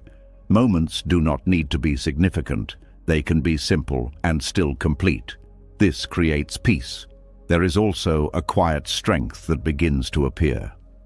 A strength that comes from not needing to be remembered. The ability to exist fully in the moment without extending beyond it. This strength is not loud, it is steady. There is also a deeper sense of freedom. Freedom from the need to leave a mark. Freedom from the pressure of significance. Freedom to simply be. And within this freedom, something important becomes clear. Life does not need to remember you for it to be meaningful. Moments do not need to last for them to be complete. Presence is enough. And when this is felt deeply, the need to be remembered begins to dissolve. What remains is something lighter, something quieter, something free, a way of living that does not reach beyond the moment, but fully arrives within it. And as the need to be remembered begins to fade, and the weight of leaving a mark in every space quietly dissolves, something even deeper comes into view. The mind no longer reaches into the future to secure significance, but there is still a subtle movement that remains. A quieter search, not for memory this time, but for certainty. A desire to feel safe in what is coming, to know that things will hold, that people will stay, that plans will unfold without disruption. It is not loud, but it is persistent, a silent pull toward emotional guarantees. There is a feeling that often goes unnoticed because it feels reasonable. The desire to know where things are going, to feel secure in relationships, to trust that effort will lead to stable outcomes. It seems natural to want assurance, to want something to hold on to. But beneath this desire, there is a subtle form of tension, because life does not offer guarantees, not in relationships, not in plans, not in routines. Everything carries uncertainty. Everything moves, shifts, changes over time. And when the mind tries to secure certainty from something that is inherently unstable, it creates pressure. This pressure is often mistaken for care. The need to check, to confirm, to seek reassurance. The quiet habit of looking for signs that things are still safe, still intact, still reliable. It can appear as attention, as involvement, as concern, but beneath it there is fear. Fear of loss, fear of change, fear of not knowing what comes next. This fear drives the search for guarantees, and the more the mind searches, the more it becomes aware of how little can actually be secured. This creates a loop. The need for certainty increases, but the ability to find it does not. This is where restlessness begins. Not because life is unstable, but because the mind is trying to force stability where it cannot exist. This creates a constant background tension. There is another way of relating to this. It begins with a quiet acceptance, not of chaos, but of uncertainty. A recognition that not everything can be known in advance, that not every relationship can promise permanence, that not every plan will unfold as expected. This acceptance does not create instability, it creates space. Space where the mind no longer needs to secure the future before allowing peace. Space where the present moment is not overshadowed by what might happen next. This shift is subtle but powerful, because it removes the need to chase something that cannot be caught. When emotional guarantees are no longer pursued, the mind begins to settle. The constant scanning for reassurance slows. The need to confirm every detail fades. This creates calm, not because everything is certain, but because certainty is no longer required for peace. There is also a shift in how relationships are experienced. Without the need for guarantees, connection becomes lighter. There is less pressure to define everything, to secure every feeling, to ensure that nothing will change. This allows for a more natural flow. People can be present without needing to promise permanence. Interactions can unfold without being measured against future expectations. This creates a different kind of closeness, one that is not built on certainty, but on presence. There is also a reduction in anxiety, because anxiety often comes from the attempt to control what is uncertain. When that attempt is released, the mind becomes less reactive. It no longer needs to predict every outcome. This creates mental space, space where thoughts can arise without being chased, space where the unknown is not immediately treated as a threat. There is also a deeper layer to this shift. The identity that depends on security begins to loosen. The idea that stability must come from external conditions fades. This creates internal stability, a stability that is not dependent on guarantees, but on the ability to remain steady in their absence. This is a different kind of strength. Not rigid, not defensive, but open and resilient. There is also a change in how plans are approached. Plans are still made, but they are held lightly. There is an understanding that they may change, and that this is not a failure. This reduces frustration, because the mind is no longer attached to a fixed outcome. There is also a shift in how time is experienced. The future carries less weight. It is no longer something that must be secured before peace can be felt. This brings attention back to the present. This increases awareness. Moments are experienced more fully, without being overshadowed by what is uncertain. There is also a change in how loss is perceived. Loss is no longer something that must be prevented at all costs. It is seen as part of the natural movement of life. This does not remove pain, but it reduces fear, because fear is often tied to the attempt to avoid loss. When that attempt softens, the experience of life becomes more open. There is also a deeper sense of trust that begins to grow, not trust that everything will go well, but trust in the ability to handle what comes. This reduces the need for guarantees, because there is confidence in response, not in prediction. There is also a shift in how comfort is experienced. Comfort is no longer tied to certainty. It is found in presence, in awareness, in the ability to remain steady even when things are unclear. This creates a more stable form of ease.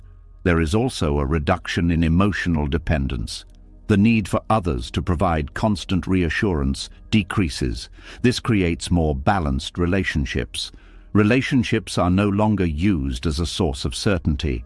They become spaces of connection without the pressure of guaranteeing stability. There is also a deeper appreciation for what is present. Without chasing guarantees, the current moment becomes enough. This increases satisfaction. There is also a change in how uncertainty is felt. Uncertainty becomes something that can be tolerated, even welcomed at times, because it allows for movement, for change, for possibility. This creates openness. There is also a quiet strength that begins to form, a strength that does not depend on knowing, the ability to remain calm without needing answers. This strength is not obvious, but it is steady. There is also a deeper sense of freedom. Freedom from the need to secure the future. Freedom from the constant search for reassurance. Freedom to live without guarantees. And within this freedom, something important becomes clear. Peace does not come from certainty. It comes from the ability to remain at ease in uncertainty. This realization changes the way life is experienced. Moments are no longer measured by how secure they feel. They are experienced as they are. This creates a lighter way of living, less driven by fear, less controlled by expectation, more open, more present, more free. And from this place, peace begins to grow, not slowly, but naturally, because nothing is being chased anymore. And as the need for emotional guarantees begins to loosen, and the mind learns to sit with uncertainty without reaching for reassurance, something deeper begins to rise from within. The future no longer needs to promise safety, but the past still holds a quiet grip. Because even when the mind stops chasing what will happen next, it often turns back toward what has already happened, searching, replaying, trying to complete something that feels unfinished. A question remains, not about the future this time, but about what never fully made sense. There is a kind of pain that does not come from the moment itself, but from the lack of resolution that follows it. Words that were never said, apologies that never came, explanations that were never given. These moments do not end cleanly. They stay open. And because they stay open, the mind keeps returning to them, trying to understand, trying to close the gap, trying to find something that will finally settle the feeling. There is a quiet belief that closure will bring peace, that once the right answer is found, once the right words are heard, once the situation is fully explained, something inside will finally relax. But often, that moment never comes. The person never explains, the apology never arrives, the reason remains unclear, and the mind continues to circle. This is where a different kind of suffering begins, not from the original wound, but from the constant attempt to complete it. The need for closure becomes its own form of attachment. An attachment to resolution, to answers, to something that may not be available. And the more the mind seeks it, the more it feels its absence. This creates tension, a subtle but persistent pull toward the past. A sense that something is unfinished, that something must be resolved before peace can be felt. But there is another way of relating to this. It begins with a quiet shift, a shift from needing closure to allowing incompleteness. Not because the wound no longer matters, but because the expectation of resolution is released. This does not happen instantly. It requires seeing clearly that some things will never be fully explained, that some people will never provide the clarity that is hoped for, that some experiences will remain open-ended. This realization can feel uncomfortable because it removes the possibility of a clean ending. But within that discomfort, something important begins to appear. Freedom. When the need for closure begins to dissolve, the mind no longer needs to return to the same moments repeatedly. The loop begins to weaken, not because the memory disappears, but because the demand for resolution is no longer driving it. This creates space. Space where the wound can exist without being constantly analyzed. Space where the feeling can be acknowledged without needing to be fixed. This changes the way pain is experienced. Pain is no longer tied to a question that must be answered. It becomes something that can be felt directly, without the added pressure of needing to understand it completely. This reduces suffering, because the mind is no longer holding on to the idea that something is missing.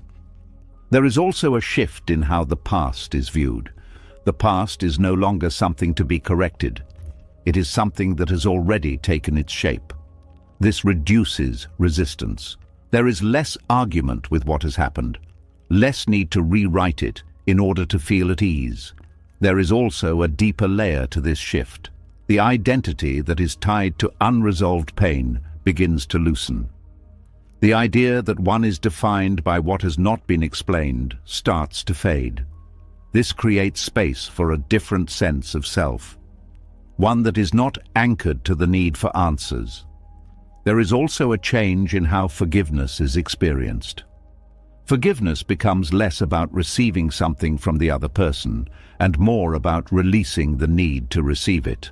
This creates independence, because peace is no longer dependent on someone else's action. There is also a reduction in emotional reactivity. When the need for closure is strong, certain memories can trigger intense reactions. Without that need, the intensity begins to soften, not disappear, but become more manageable. There is also a shift in how time is experienced. The past loses some of its hold. Attention returns more easily to the present. This increases presence. There is also a deeper acceptance that begins to grow. Acceptance that not everything will be resolved, that some questions will remain unanswered. This acceptance does not remove meaning, it removes the pressure. There is also a change in how expectations are formed. Expectations for explanation, for apology, for resolution begin to fade. This reduces disappointment. There is also a quiet strength that begins to form, a strength that comes from being able to carry an open wound without needing to close it. The ability to live fully, even when something remains incomplete. This strength is not obvious, but it is steady. There is also a deeper sense of compassion, not only toward others, but toward oneself, because there is recognition that the need for closure is natural, but it is not necessary for peace. There is also a shift in how healing is understood. Healing is no longer seen as something that comes from external resolution. It becomes something that develops internally, through acceptance, through presence, through allowing. There is also a reduction in overthinking. The loops that come from trying to solve the past begin to slow, because the mind is no longer searching for a final answer. This creates mental space. There is also a deeper connection to reality. Reality that includes incompleteness, that includes unanswered questions, that includes open endings. This creates a more honest experience of life. There is also a change in how emotional energy is used. Energy is no longer spent chasing explanations. It becomes available for presence, for awareness, for engagement with the current moment. There is also a quieter relationship with memory. Memories can arise without needing to be resolved. They can be felt and allowed to pass. This reduces their hold. There is also a deeper sense of peace that begins to appear.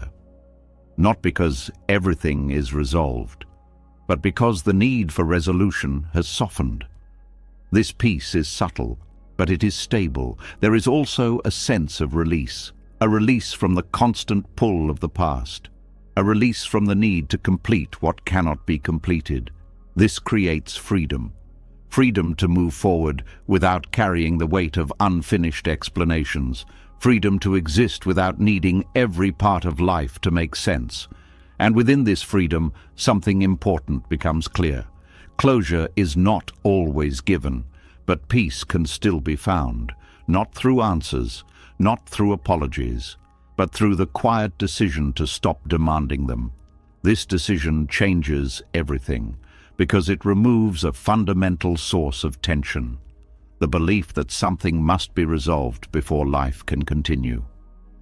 Without that belief, the path becomes clearer, not because it is fully understood, but because it is no longer blocked by the need for understanding. And from this place, something gentle begins to grow. A peace that does not depend on endings. A peace that exists even in the presence of open wounds. A peace that is not forced, but allowed. And as the mind slowly releases its grip on the past, no longer waiting for answers that may never come, another quiet attachment begins to reveal itself. It is not tied to people this time, not tied to closure, but to something more visible, more accepted, more rarely questioned, the relationship with what is owned. Because even when the heart becomes lighter, the environment around it can still carry a hidden weight. A weight built not from pain, but from accumulation. From the belief that comfort, security, and satisfaction can be built by adding more. And at first it seems to work. There is a small lift when something new is gained. A sense of improvement, of progress, of having moved closer to something better. But that feeling does not stay. It fades. And when it fades, something else appears. A quiet need for more. There is a subtle pattern that forms over time. The mind begins to associate peace with having the right conditions, the right objects, the right level of comfort. It creates a connection between external possession and internal state. This connection feels logical. If the environment is improved, the experience should improve. If comfort increases, satisfaction should follow. But this relationship is not stable, because what is gained externally does not settle internally in a lasting way. The mind adapts. What once felt like enough begins to feel normal. What once felt valuable begins to feel expected. And slowly, without noticing, the baseline shifts. More becomes necessary.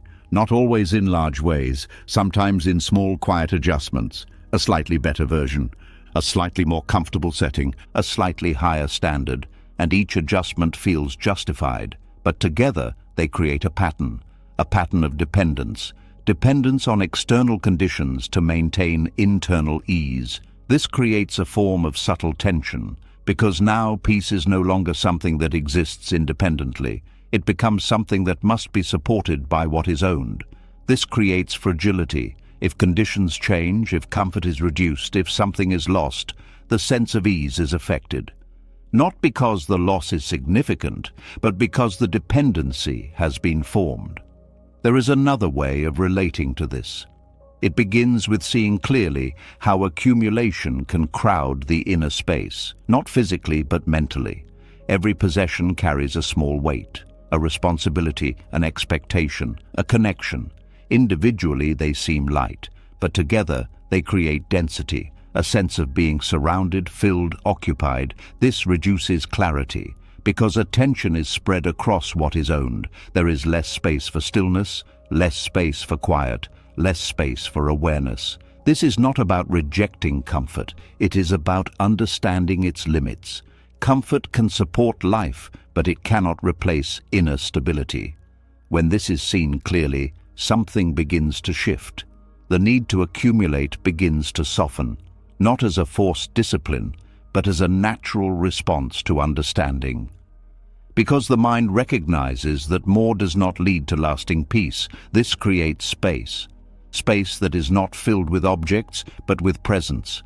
Space where attention is not constantly pulled outward. This allows for a different kind of richness, a richness that is not based on quantity, but on clarity. Clarity that comes from simplicity. When there is less to manage, less to maintain, less to protect, the mind becomes lighter.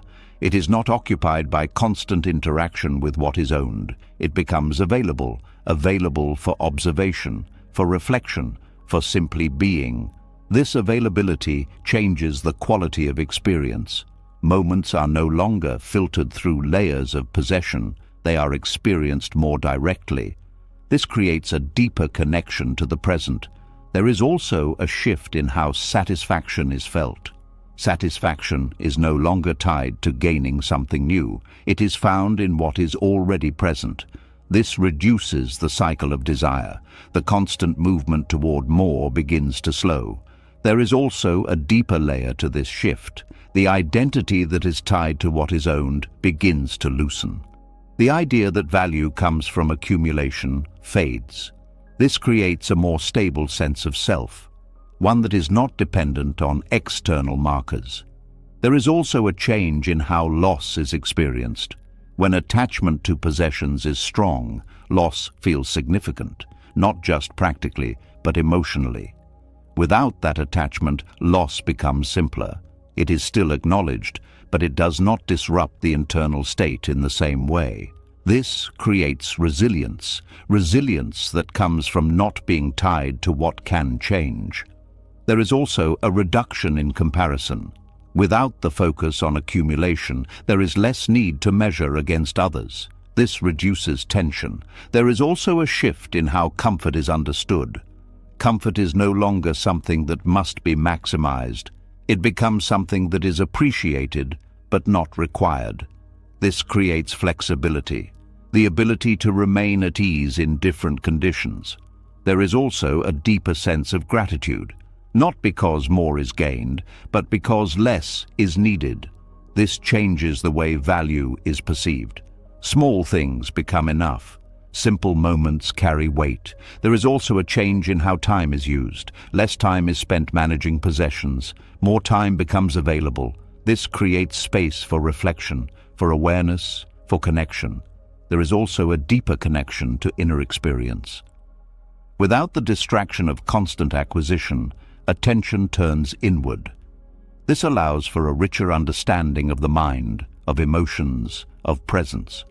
There is also a reduction in desire, not suppression, but a natural decrease, because the link between possession and peace has been seen as limited. This reduces restlessness. There is also a quieter environment, not just physically, but mentally. Fewer attachments create fewer disturbances. This supports calm. There is also a deeper sense of freedom. Freedom from needing more. Freedom from maintaining excess. Freedom from being tied to what is owned. This freedom is not dramatic, but it is steady.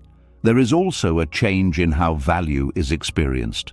Value is no longer placed in accumulation. It is found in simplicity, in clarity, in presence. There is also a deeper appreciation for what is essential. What is needed becomes clearer. What is unnecessary begins to fall away. This creates focus. There is also a reduction in fear. Fear of loss decreases because there is less to lose and less attachment to what is lost. There is also a quiet strength that begins to appear, a strength that comes from not needing external support to feel complete, the ability to remain steady regardless of what is owned. This strength is not visible, but it is stable. There is also a deeper sense of peace, not because everything is perfect, but because less is required. This peace is simple but complete. There is also a shift in how life is experienced. Life becomes less about acquiring, more about being. This creates a different rhythm, a slower, more grounded pace. There is also a deeper connection to reality that is not filtered through desire, but seen as it is. This creates clarity. Over time, this becomes natural. The need for more fades. The attachment to possession weakens. The inner space expands. And within that space, something important becomes clear. Richness is not created by accumulation. It is revealed by simplicity. Because when less is required from the outside, more becomes available inside. More clarity, more calm, more presence, more freedom. And from this place, life begins to feel different, not fuller in quantity, but deeper in experience. And in that depth, something quietly returns, a sense of enough. And as life becomes lighter through needing less from what is owned, and the mind begins to rest in simplicity rather than accumulation, another quiet space begins to open. It is not filled with things, not filled with noise, not filled with constant interaction. It is a space many people try to avoid, the space of being alone, because even when possessions no longer define peace, there is still a deep instinct that reacts when silence stretches too long, when presence is not shared, when the environment feels empty of others. Something inside begins to move, a subtle discomfort, a quiet unease, a feeling that something is missing. Loneliness is often treated like a signal that something is wrong, not just a feeling, but a problem that must be solved quickly.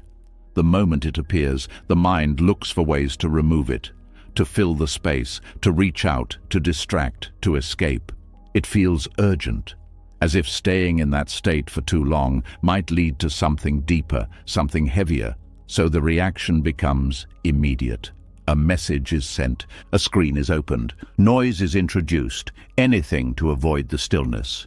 But beneath this reaction, there is a belief that being alone means being incomplete, that solitude is proof of absence, that without connection in that moment, something essential is lacking. This belief creates pressure because it turns a natural state into an emergency. And when something is treated as an emergency, the body responds. Tension rises. Restlessness increases. The mind becomes active, searching for a solution. This creates a cycle. Loneliness appears. It is resisted. It is avoided. And in that avoidance, it becomes something more intense. There is another way of relating to this. It begins with a quiet shift. A shift from seeing loneliness as a problem to seeing it as a space. Not a space of lack, but a space of potential. When solitude is no longer treated as something to escape, it begins to reveal something different. It becomes a place where the mind can settle, a place where attention is not pulled outward, a place where presence can deepen. This shift is not immediate because the habit of avoiding loneliness is strong. But with awareness, something begins to change. The initial discomfort is noticed without reacting. The urge to fill the space is seen without being followed. This creates a pause, and in that pause, something new becomes possible. The feeling is allowed, not pushed away, not solved, just experienced. At first, this may feel unfamiliar, because the mind is used to movement, to distraction, to interaction. But as the moment is allowed to unfold, the intensity begins to change. What once felt urgent begins to soften. What once felt heavy becomes lighter. This is not because the feeling disappears, but because it is no longer resisted. Resistance often amplifies emotion. Without it, the experience becomes simpler. Loneliness becomes just a feeling, not a signal of failure, not a sign of absence, just a state that arises and passes. This creates space. Space where the mind is not constantly seeking connection to feel complete. Space where the self can exist without external reinforcement. This is where something deeper begins to develop. A sense of wholeness, not built from interaction, but from presence. The ability to sit with oneself without discomfort, to exist without needing constant input, to feel complete even in silence. This is a different kind of strength. Not loud, not visible, but steady. There is also a shift in how connection is experienced. When loneliness is no longer treated as an emergency, relationships become lighter. They are no longer used to fill a gap. They become spaces of sharing, not of dependence. This creates healthier connections. Connections that are not driven by need, but by choice. There is also a reduction in anxiety, because the fear of being alone decreases. The mind no longer sees solitude as something to avoid at all costs. This creates calm. There is also a deeper layer to this shift. The identity that is tied to constant connection begins to loosen. The idea that one must always be engaged, always be interacting, always be connected, fades. This creates independence, not isolation, but the ability to stand alone without feeling incomplete. There is also a change in how time is experienced. Time alone is no longer something to fill, it becomes something to inhabit. This creates a richer experience. There is also a deeper connection to the inner world. Without external distraction, attention turns inward. This allows for observation, for reflection, for understanding. This builds awareness, awareness that is not available when the mind is constantly occupied. There is also a reduction in distraction, because the need to escape loneliness decreases. This creates clarity. There is also a shift in how silence is experienced. Silence is no longer uncomfortable. It becomes a space of rest, a space where nothing needs to be done. This supports calm. There is also a deeper sense of acceptance, acceptance of being alone at times, acceptance that connection is not constant. This reduces resistance. There is also a change in how emotions are processed. Without distraction, emotions are felt more directly. This allows them to move naturally. This reduces build-up. There is also a quiet strength that begins to form, a strength that comes from being able to sit with oneself, the ability to remain steady without external input. This strength is subtle but powerful. There is also a deeper sense of freedom. Freedom from needing constant connection, freedom from the fear of being alone, freedom to exist in silence. There is also a change in how presence is experienced. Presence becomes deeper, more grounded, more complete. There is also a reduction in comparison. The need to measure one's level of connection against others fades. This reduces tension. There is also a deeper appreciation for simple moments, moments that do not involve others, moments that are quiet, still, unshared. These moments become valuable. There is also a shift in how fulfillment is felt. Fulfillment is no longer tied to interaction. It is found in presence. This creates stability. There is also a deeper trust that begins to grow. Trust in the ability to be alone without losing balance. This reduces fear. There is also a change in how connection is approached. Connection becomes something that is entered into from a place of fullness, not from a place of lack. This creates healthier dynamics. There is also a deeper sense of peace, not because loneliness disappears, but because it is no longer resisted. This peace is quiet but stable. Over time, this becomes natural. The urgency fades, the reaction softens, the space becomes familiar, and within that space, something important becomes clear.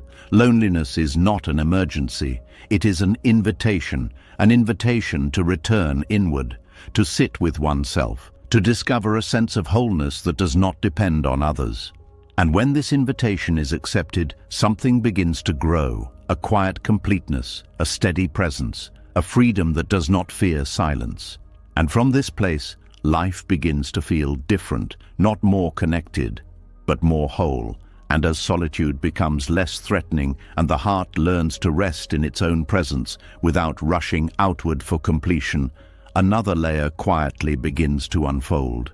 The fear of being alone fades, but something more subtle remains, a quiet need, not just to connect, not just to be seen, but to be seen in a certain way, to be different, to be chosen, to be above the ordinary. It does not always speak loudly, but it shapes many thoughts, many decisions, many emotional reactions. Because even when the mind no longer fears silence, it may still seek distinction. There is a feeling that arises when someone else is noticed more, appreciated more, chosen more. A subtle tightening, not always acknowledged, but present. A question begins to form. Why not me? This question carries weight, not because it seeks understanding, but because it reflects a deeper attachment, an attachment to being special. Being special does not always mean wanting fame or attention in obvious ways. It can be much quieter, a desire to be irreplaceable in someone's life, a wish to be the one person who stands out, a hope that one's presence carries a unique importance. These desires feel natural. They seem to add meaning, to give direction, to create a sense of identity. But beneath them, there is a fragile structure, because when identity is built on being special, it becomes dependent on comparison, and comparison creates instability. Someone else's success becomes a threat. Someone else's recognition feels like a loss. Even in moments of peace, there is a quiet tension, a need to maintain a certain position, to remain distinct, to not fade into the ordinary. This creates pressure, pressure to stand out, pressure to be different, pressure to be more. And when this pressure is not met, something inside begins to feel unsettled. Not because anything is wrong, but because the identity being held is fragile. It requires constant reinforcement. There is another way of relating to this. It begins with a quiet recognition.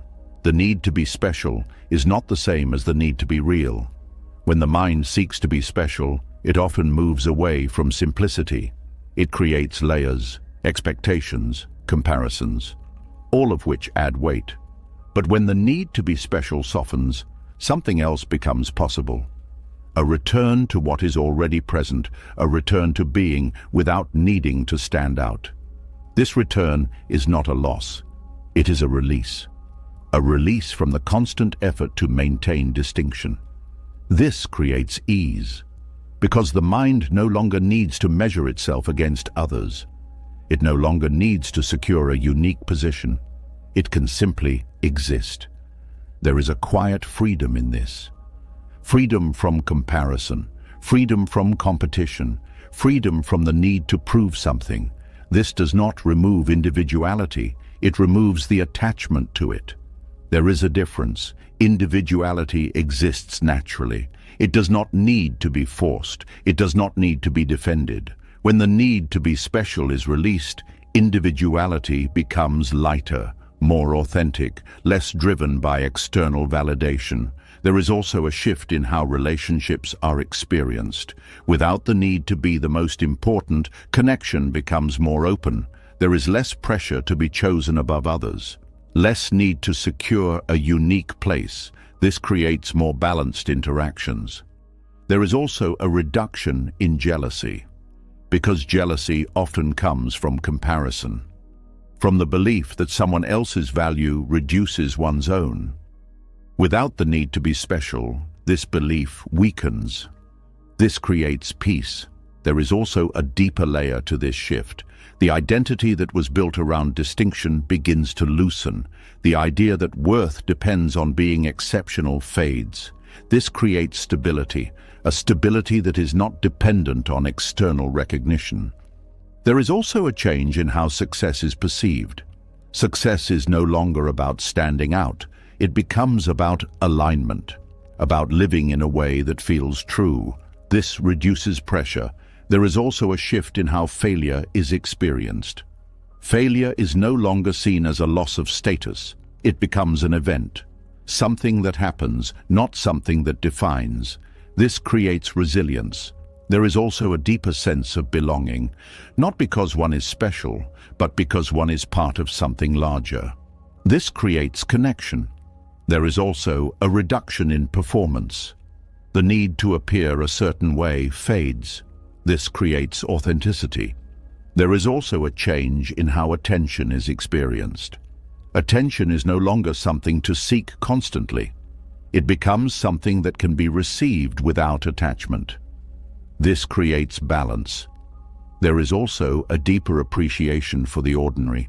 Moments that are simple, quiet, unremarkable. These moments become enough. This creates contentment. There is also a shift in how identity is experienced. Identity becomes less fixed, less tied to labels, more fluid. This creates openness. There is also a reduction in fear. Fear of being overlooked, fear of not being chosen. These fears weaken. There is also a deeper sense of peace, not because one is recognized, but because recognition is no longer required. This peace is steady.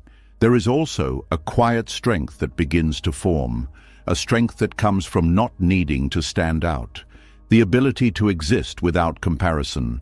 This strength is subtle but stable.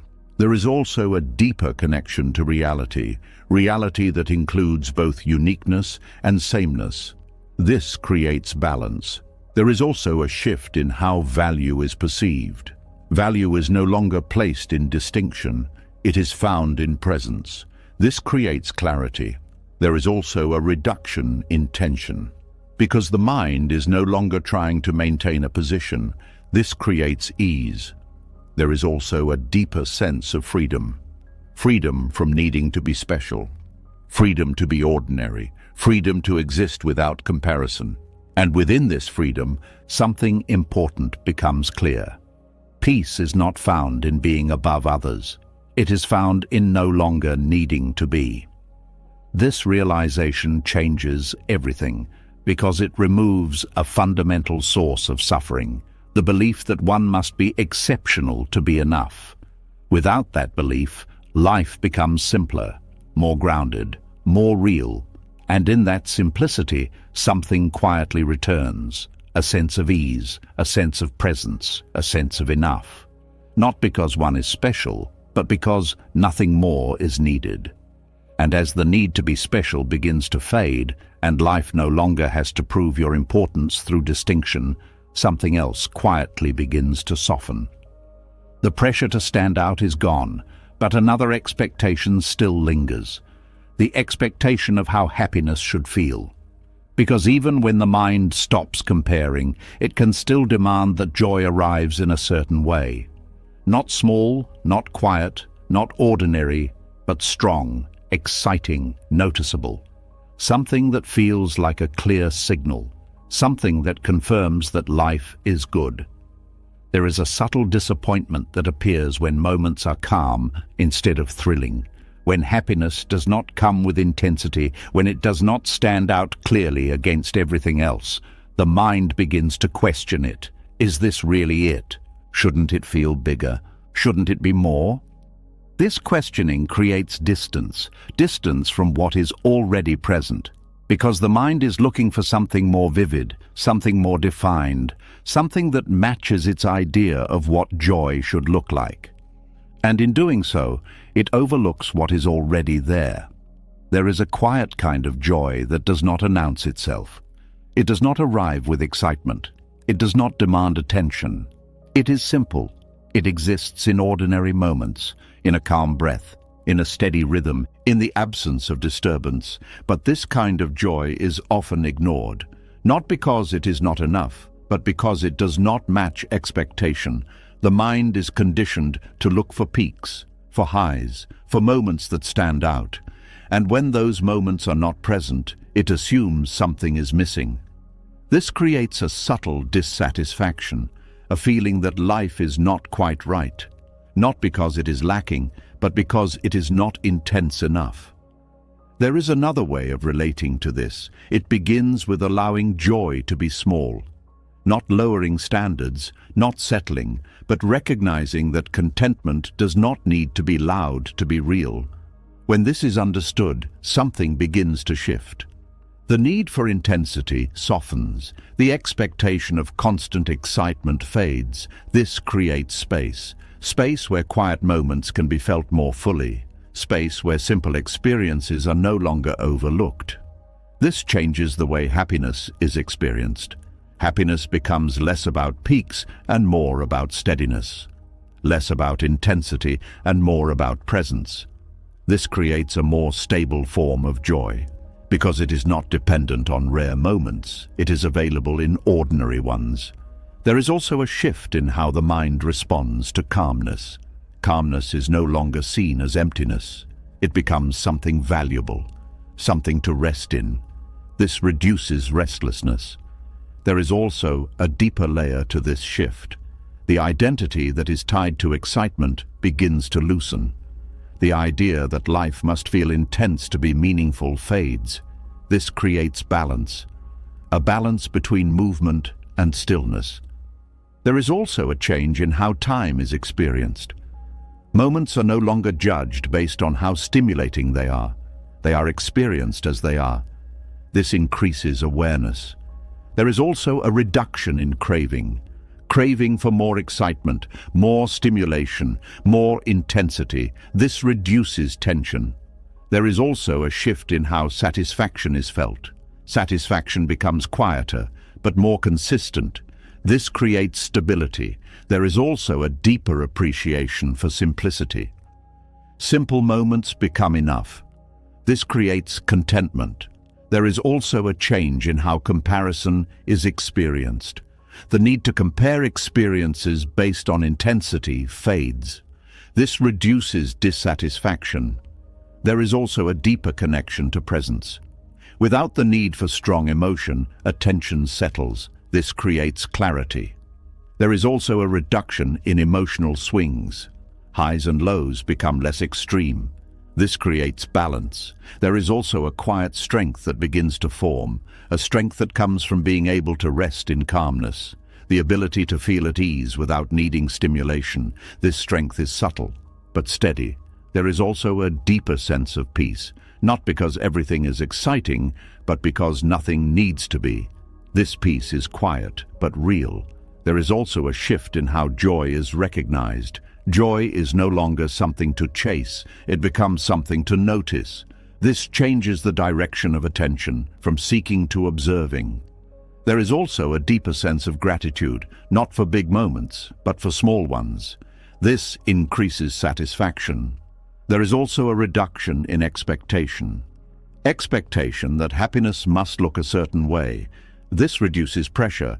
There is also a change in how life is experienced. Life becomes less about reaching highs, more about being present. This creates ease. There is also a deeper connection to reality. Reality that includes both calm and excitement. This creates balance. There is also a shift in how fulfillment is felt. Fulfillment becomes steady, not dependent on intensity. This creates stability. There is also a reduction in restlessness. The need for constant stimulation fades.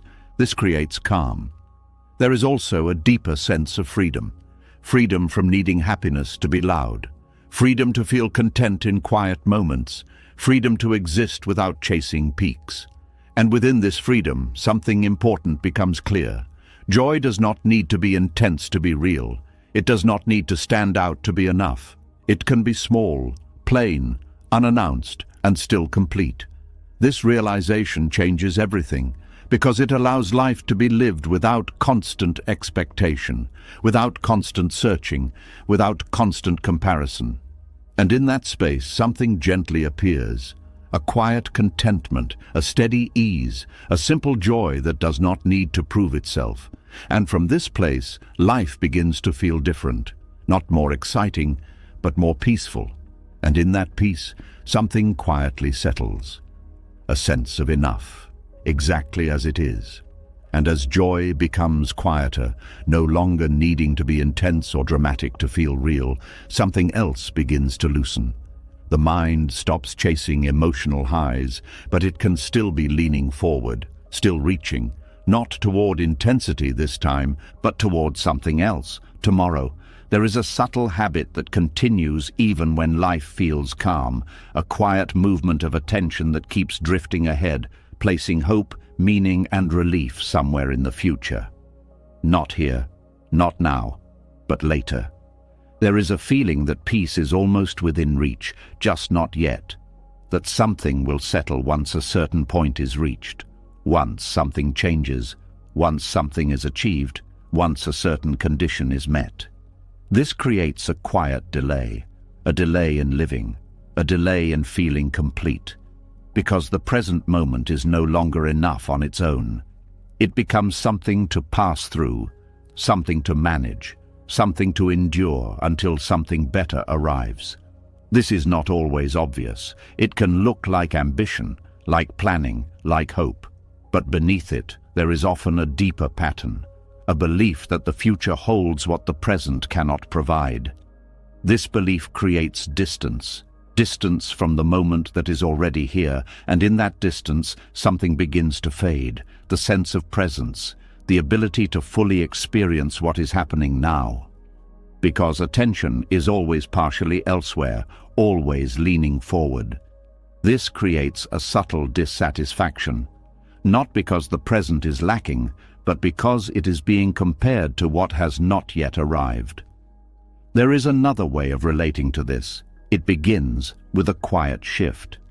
A shift from placing everything in the future to allowing the present to carry its own weight. Not rejecting ambition, not abandoning goals, but releasing the idea that fulfillment depends on reaching them. When this shift begins, something changes. The future loses some of its grip. It is still there, still part of life, but it is no longer carrying the entire burden of hope. This creates space. Space where the present moment can be felt more fully. Space where life is not constantly postponed. There is a subtle form of postponement that happens when the mind is always focused on what comes next.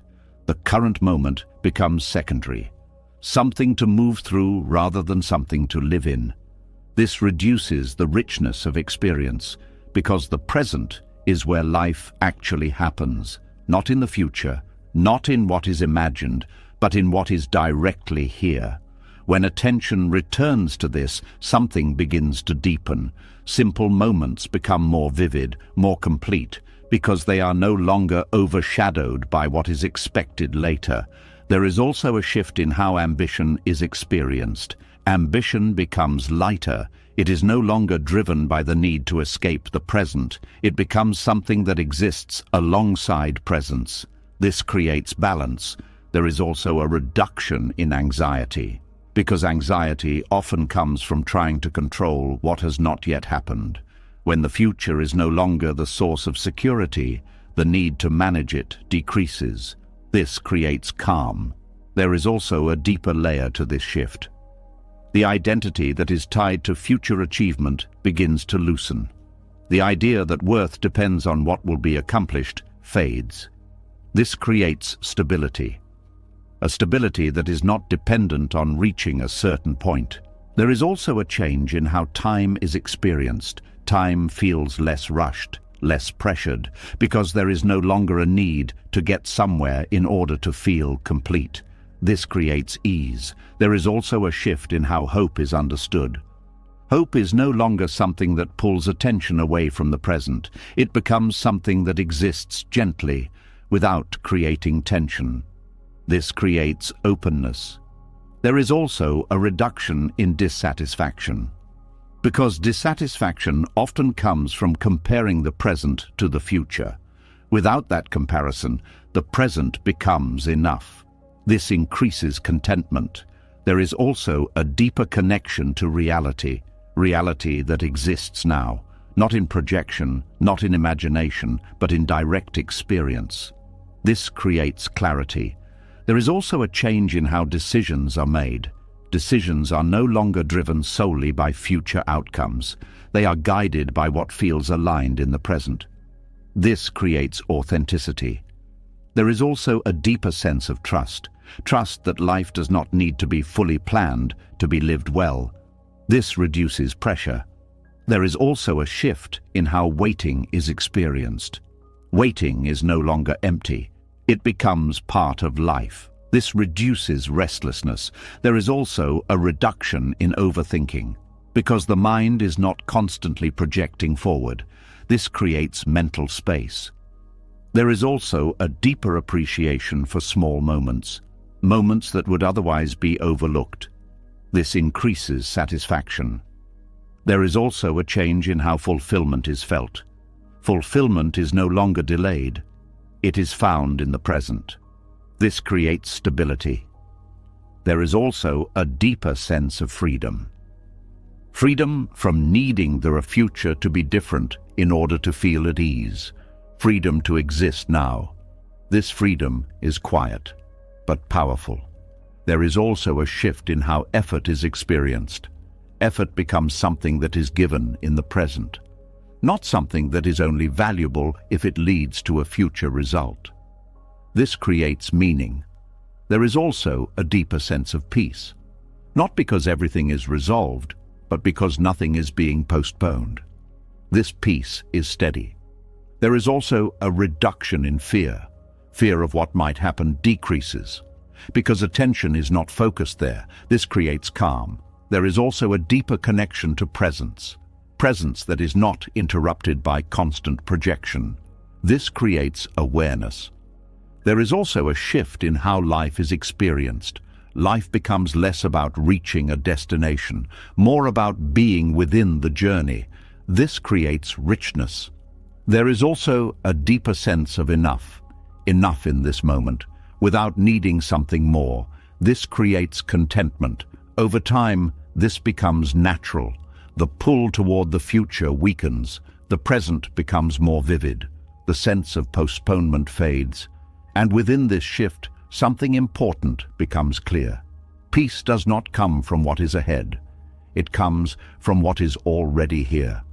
This realization changes everything because it removes the idea that life will begin later.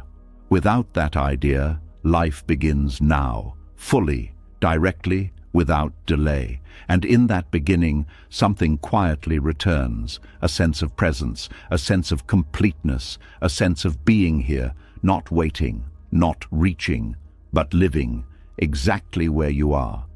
And as life begins to return to the present, no longer postponed into some imagined future, something else quietly begins to settle. The mind is no longer reaching forward, but it can still be turning backward in a different way. Not searching for meaning this time, not waiting for closure, but searching for something else, an explanation. There is a particular kind of pain that does not stay in the moment it was created. It lingers, not because of what happened, but because of what was never clarified. A word spoken without care, a distance that appeared without warning, a change that was never explained. And after the moment passes, something inside keeps asking, why did this happen? What did I do? What were they thinking? These questions feel natural, they feel necessary, because the mind believes that if the right answer is found, something will finally make sense, something will settle. But often, the answer never comes. Or if it does, it is incomplete, unclear, inconsistent, and the mind continues to search. This search becomes a loop, a quiet but persistent return to the same questions, the same moments, the same attempt to understand what may never be explained clearly. This creates tension, not just from the memory of what happened, but from the ongoing effort to resolve it. Because the mind is trying to complete something that may not be complete. There is a belief beneath this effort, a belief that understanding will bring peace, that once the reason is known, the feeling will soften. But this is not always true, because sometimes the explanation is not enough. And sometimes it is not honest, and sometimes it is never given. When peace depends on receiving that explanation, it becomes fragile. It becomes tied to something outside of control.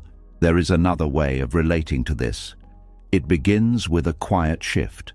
A shift from needing to understand everything to allowing some things to remain unclear. Not because clarity is not valuable, but because it is not always available. When this is seen clearly, something begins to change. The urgency to know begins to soften. The need to chase answers begins to fade. This does not remove the pain, but it removes the added layer of searching. This creates space. Space where the experience can be felt without being constantly analyzed. Space where the heart is not tied to the need for explanation. There is also a shift in how the other person is perceived. Instead of seeing them as someone who holds the answer, they are seen as someone with their own limitations. Their ability to explain may be incomplete. Their honesty may be partial. Their awareness may be limited. This does not excuse behavior, but it changes the expectation. It removes the assumption that they can provide what is being sought. This reduces disappointment. There is also a deeper layer to this shift. The identity that depends on understanding begins to loosen. The idea that peace requires a clear explanation starts to fade. This creates independence, a form of emotional independence, where the heart does not rely on others to make sense of what it feels. There is also a change in how pain is experienced. Pain is no longer tied to a question. It becomes something that can be felt directly, without needing to be solved. This reduces its intensity. There is also a shift in how time is experienced. The past loses some of its hold, because the mind is no longer returning to it for answers. This brings attention back to the present. There is also a reduction in overthinking, because overthinking often comes from trying to understand what cannot be fully explained. When that effort stops, the mind becomes quieter. There is also a deeper sense of acceptance. Acceptance that not everything will be explained, that some actions will remain unclear. This reduces resistance. There is also a change in how forgiveness is experienced. Forgiveness becomes less about receiving an explanation and more about releasing the need for one. This creates freedom. There is also a shift in how trust is understood. Trust is no longer based on others being fully transparent. It becomes something that is felt internally. This creates stability. There is also a reduction in emotional dependency. The need for others to provide clarity decreases. This creates balance. There is also a deeper sense of clarity that comes from within, not from explanation, but from awareness, from observing the experience directly. This creates understanding that does not rely on external input. There is also a change in how boundaries are set.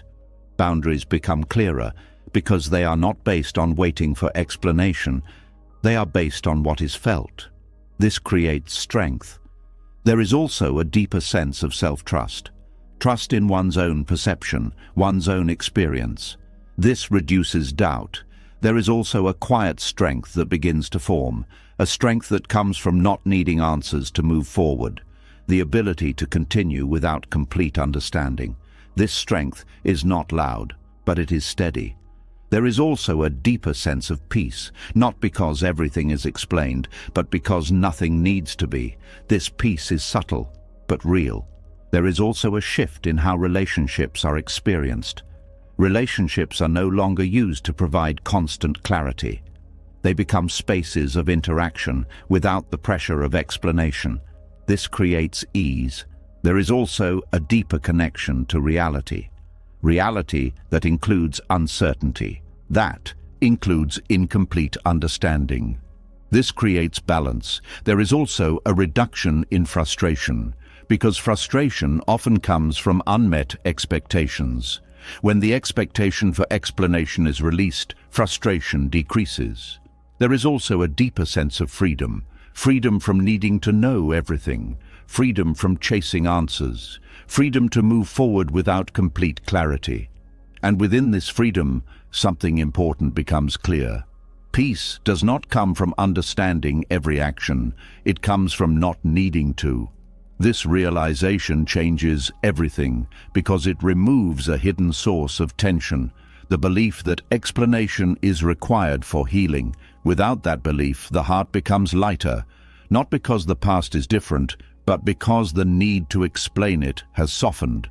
And from this place, something quietly returns, a sense of calm, a sense of clarity, a sense of being able to move forward without needing every piece to fit, without needing every question to be answered, just allowing what is and continuing.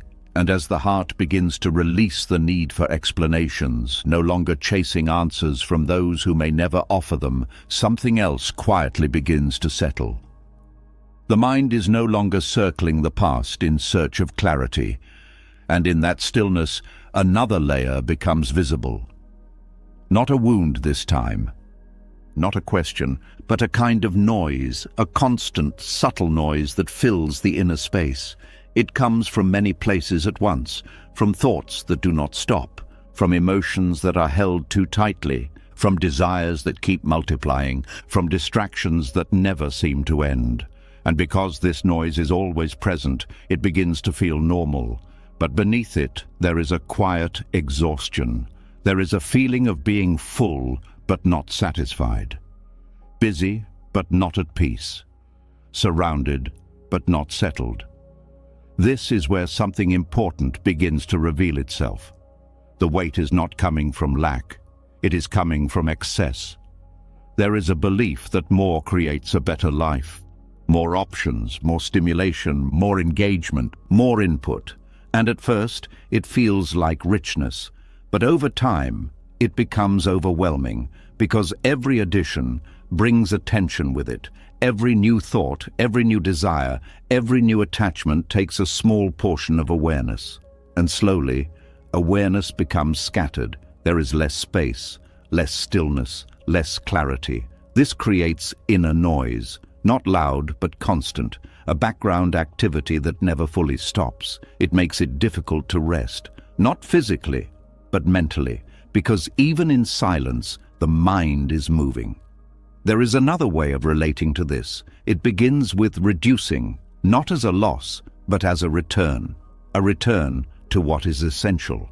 When excess begins to fall away, something changes. The noise begins to soften, not disappear instantly, but lose its intensity, because there is less to carry, less to process, less to hold on to. This creates space that is not filled with more input, but left open. And in that openness, something begins to appear. Awareness that was always present, but covered by constant activity, covered by accumulation, covered by the need for more. When simplicity begins to enter, awareness becomes clearer, more direct, more stable.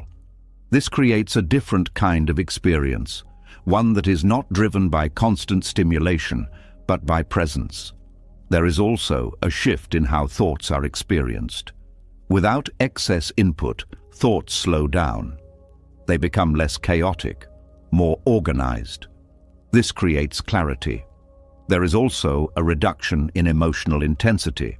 When there are fewer attachments, there is less to react to. This creates calm. There is also a deeper layer to this shift. The identity that is built around accumulation begins to loosen. The idea that more is needed to feel complete fades. This creates stability. There is also a change in how satisfaction is felt.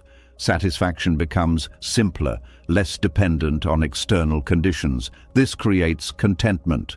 There is also a shift in how time is experienced. Time feels less rushed, because there is less to manage. This creates ease.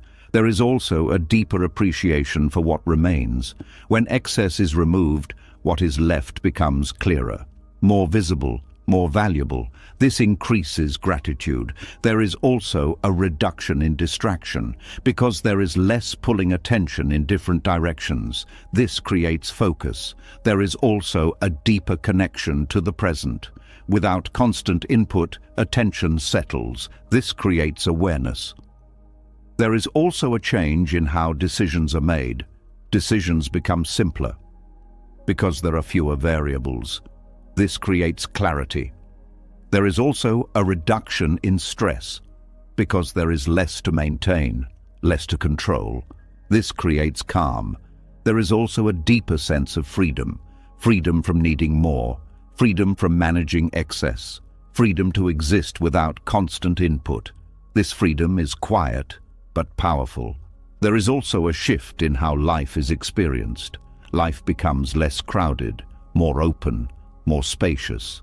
This creates peace.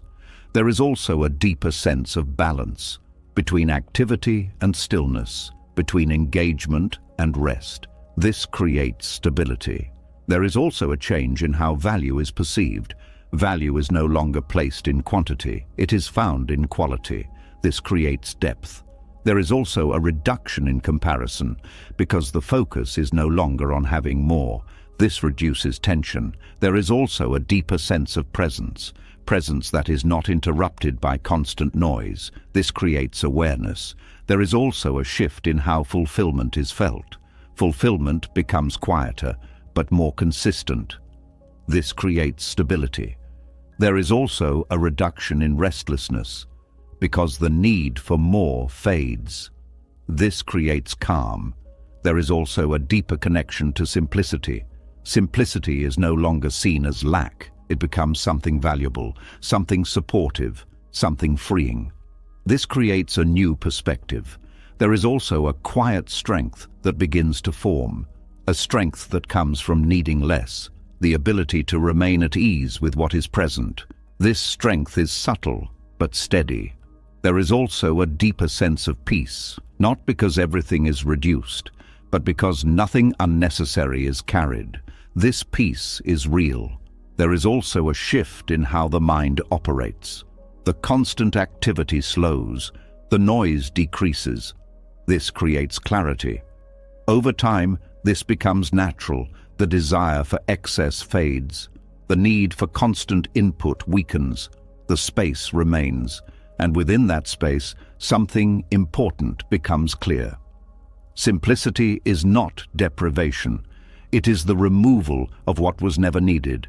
It is the end of inner noise. And when that noise fades, something else becomes possible. A quiet awareness, a steady presence, a sense of being at ease, not because more has been gained, but because less is required. And in that reduction, something quietly returns. Clarity, calm, and a life that feels lighter from within. And as the noise within begins to fade, as simplicity creates space where there was once constant movement, something quieter begins to come into view. The mind is no longer crowded. The pace has slowed. The need for more has softened. And yet, there is still a subtle pull that remains, not toward things, not toward the future, not toward explanations, but toward something more delicate, the need to be seen, not always in obvious ways, not through attention or praise, but in moments of pain, in moments of hurt, in moments where something inside feels heavy and unspoken. There is a quiet expectation that someone should notice, that someone should understand without being told, that someone should recognize the weight being carried. This expectation is rarely spoken out loud. It appears in silence, in subtle signals, in small expressions that hope to be noticed. And when that recognition does not come, something tightens. Not just the original pain, but something added to it. A feeling of being unseen. A feeling that the experience is not fully acknowledged. This creates a second layer of suffering. The first layer is the wound itself. The second layer is the need for it to be seen. And often, the second layer becomes heavier than the first, because it keeps the attention outward, waiting, hoping, looking for signs that someone understands. This waiting can be quiet, but it carries weight, because the heart is no longer simply feeling, it is asking for recognition, asking for validation, asking for someone else to confirm what is already being experienced. There is another way of relating to this. It begins with a gentle shift, a shift from asking to be seen to allowing oneself to see inwardly, not rejecting connection, not denying the value of being understood, but releasing the expectation that every wound must be witnessed by others in order to heal. When this shift begins, something changes. The attention turns inward, the need to signal pain decreases. The urge to express it in a way that demands recognition softens. This does not mean suppressing emotion. It means holding it differently. Instead of projecting outward, the experience is allowed to exist within. This creates a different kind of space, a space where the wound is not performed, not explained, not shaped for others to understand. It is simply felt. And in that direct feeling, something begins to soften, because the energy that was previously used to seek recognition is now available for presence. Presence with the feeling itself. There is also a shift in how pain is experienced. Pain is no longer tied to the response of others. It becomes something that can move on its own, without needing to be confirmed. This reduces its weight. There is also a deeper layer to this shift.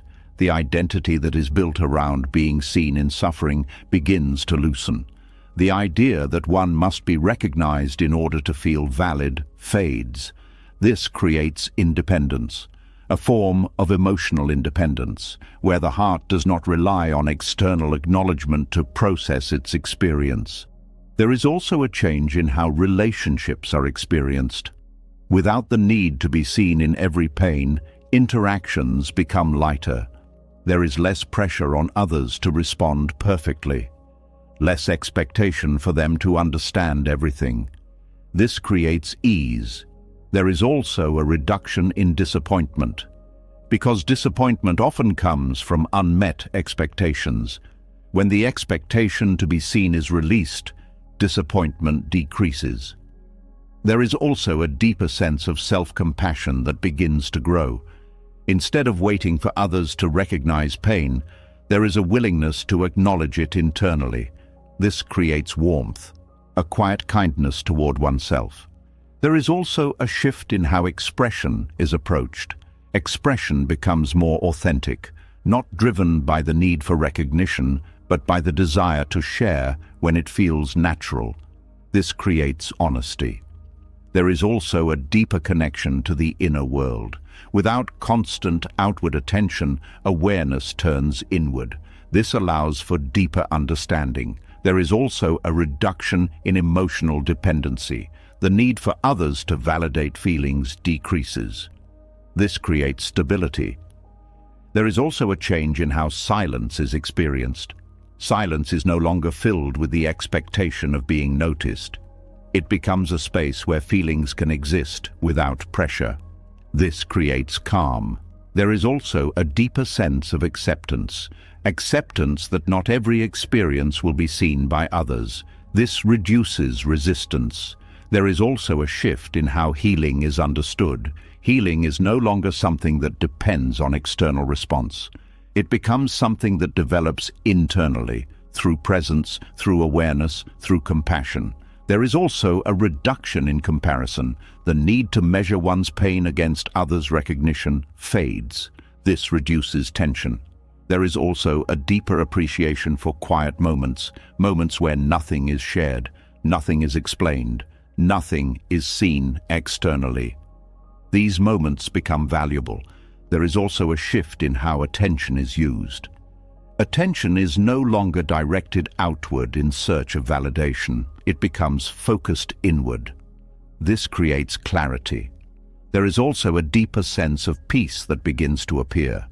Not because pain disappears, but because it is no longer tied to being seen. This peace is subtle, but steady. There is also a change in how connection is experienced. Connection becomes something that is chosen, not something that is needed to process every feeling. This creates balance. There is also a deeper sense of freedom. Freedom from needing to be recognized in every moment of pain. Freedom to experience without external confirmation. Freedom to heal quietly. And within this freedom, something important becomes clear. Not every wound needs an audience. Not every pain needs to be seen to be real. Some healing begins in silence, in inward attention, in self-compassion. This realization changes everything, because it removes a hidden source of suffering. The belief that pain must be witnessed to be valid. Without that belief, the heart becomes lighter. Not because the pain is gone, but because it is no longer being carried outward. And from this place, something gentle begins to grow. A quiet understanding, a steady compassion, a way of holding pain that does not depend on others. And in that way, something quietly settles. A peace that does not need to be seen, a peace that simply exists. And as the need to be seen in every pain begins to soften, and the heart learns to hold its own wounds without turning outward for recognition, something even deeper begins to settle. The inner space becomes quieter. There is less reaching, less signaling, less dependence. And in that quiet, a new question begins to appear. If nothing is being chased, if nothing is being demanded, if outcomes are no longer tightly held, then what remains? There is a quiet fear that sometimes arises at this point. A fear that letting go of outcomes might lead to indifference. That without attachment, care might disappear. That if nothing is expected, then effort might lose its meaning. This fear feels reasonable because the mind often connects attachment with importance. If something matters, it should be held tightly. If someone matters, their response should matter deeply. If an effort is made, the result should carry weight. But beneath this belief, there is a misunderstanding. Attachment is not the same as care. In fact, attachment often distorts care. There is a way of caring that is heavy, a way of loving that is filled with fear, a way of acting that is tied to outcome. This form of care is not clean, it carries pressure, because it depends on something happening in return. A certain response, a certain result, a certain confirmation, and when that does not happen, the feeling changes. Care turns into frustration, love turns into disappointment, effort turns into exhaustion. This is not because care is wrong, it is because it is tied to outcome. When care is attached to results, it becomes fragile. It is easily shaken, easily disturbed. Because the result is never fully within control. There is another way of relating to this. It begins with a quiet shift.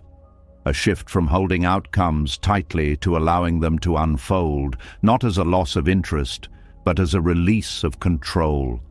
This shift changes the nature of care. Care becomes lighter, not weaker, but clearer, because it is no longer mixed with fear. It is no longer dependent on what happens next. It becomes something that is given freely, without needing to secure a result. This creates a different kind of connection, one that is not driven by expectation, but by presence. When someone is cared for without needing them to respond in a certain way, the interaction becomes more open, more genuine, more stable, because it is not built on a condition.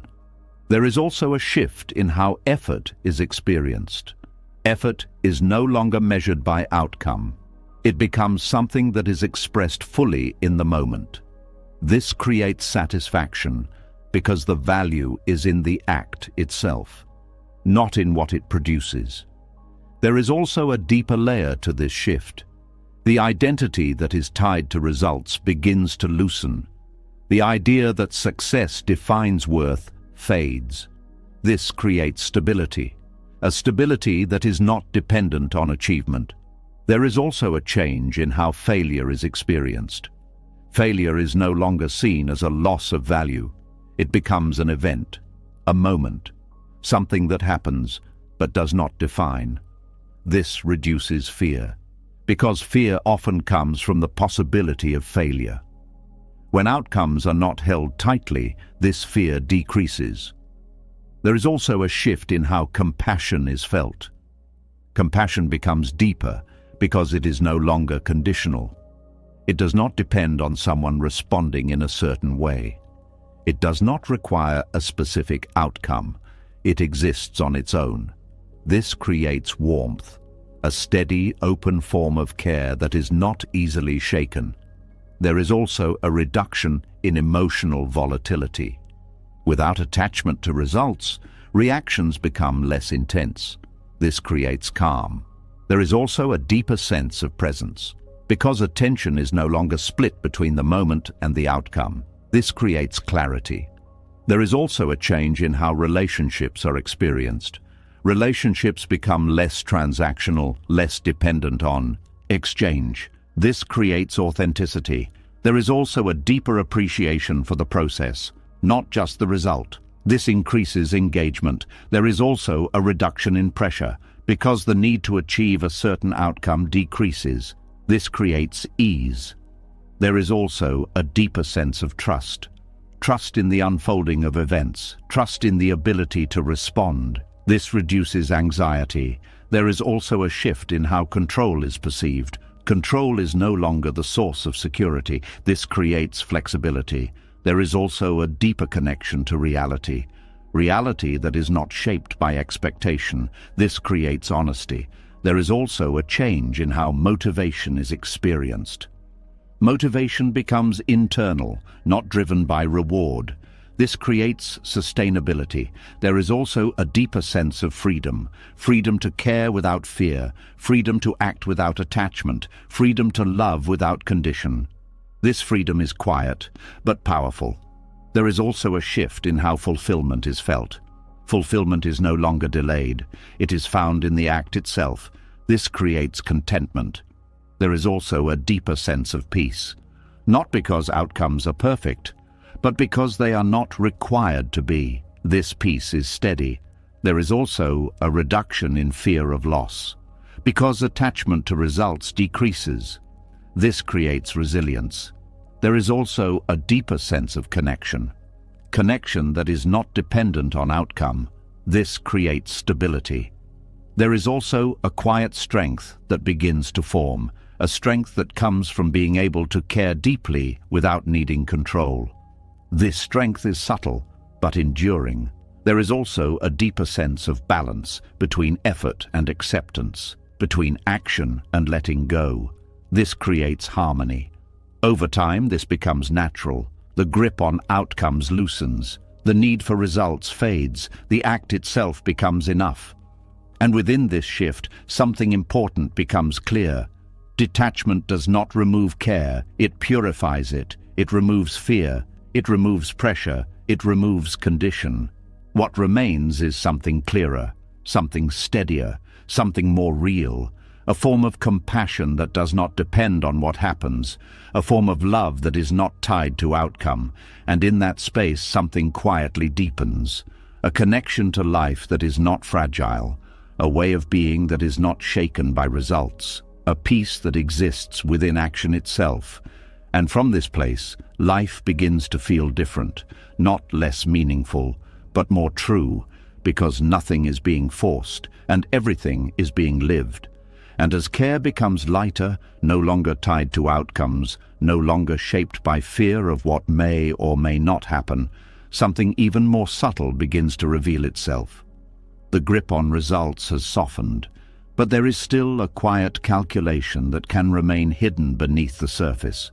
Not about outcomes in a large sense, but about return, a silent measuring that happens almost without awareness, a way of giving that is not fully free. Because somewhere beneath the action, there is a question: what will come back? There is a pattern that forms slowly. Kindness is offered, but a part of the mind keeps track. Loyalty is given, but a part of the heart expects the same in return.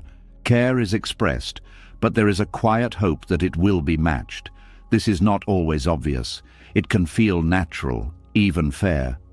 because giving and receiving seem connected, balanced, mutual. But when every act of giving carries an expectation of return, something begins to change. Giving becomes conditional, not on the surface, but underneath. There is a hidden agreement, an unspoken contract. And when that contract is not fulfilled, something shifts. The same kindness that felt warm now feels heavy. The same loyalty now feels unappreciated. The same care now feels one-sided. This creates tension, not because the act itself was wrong, but because it was tied to an expectation. This expectation turns generosity into transaction.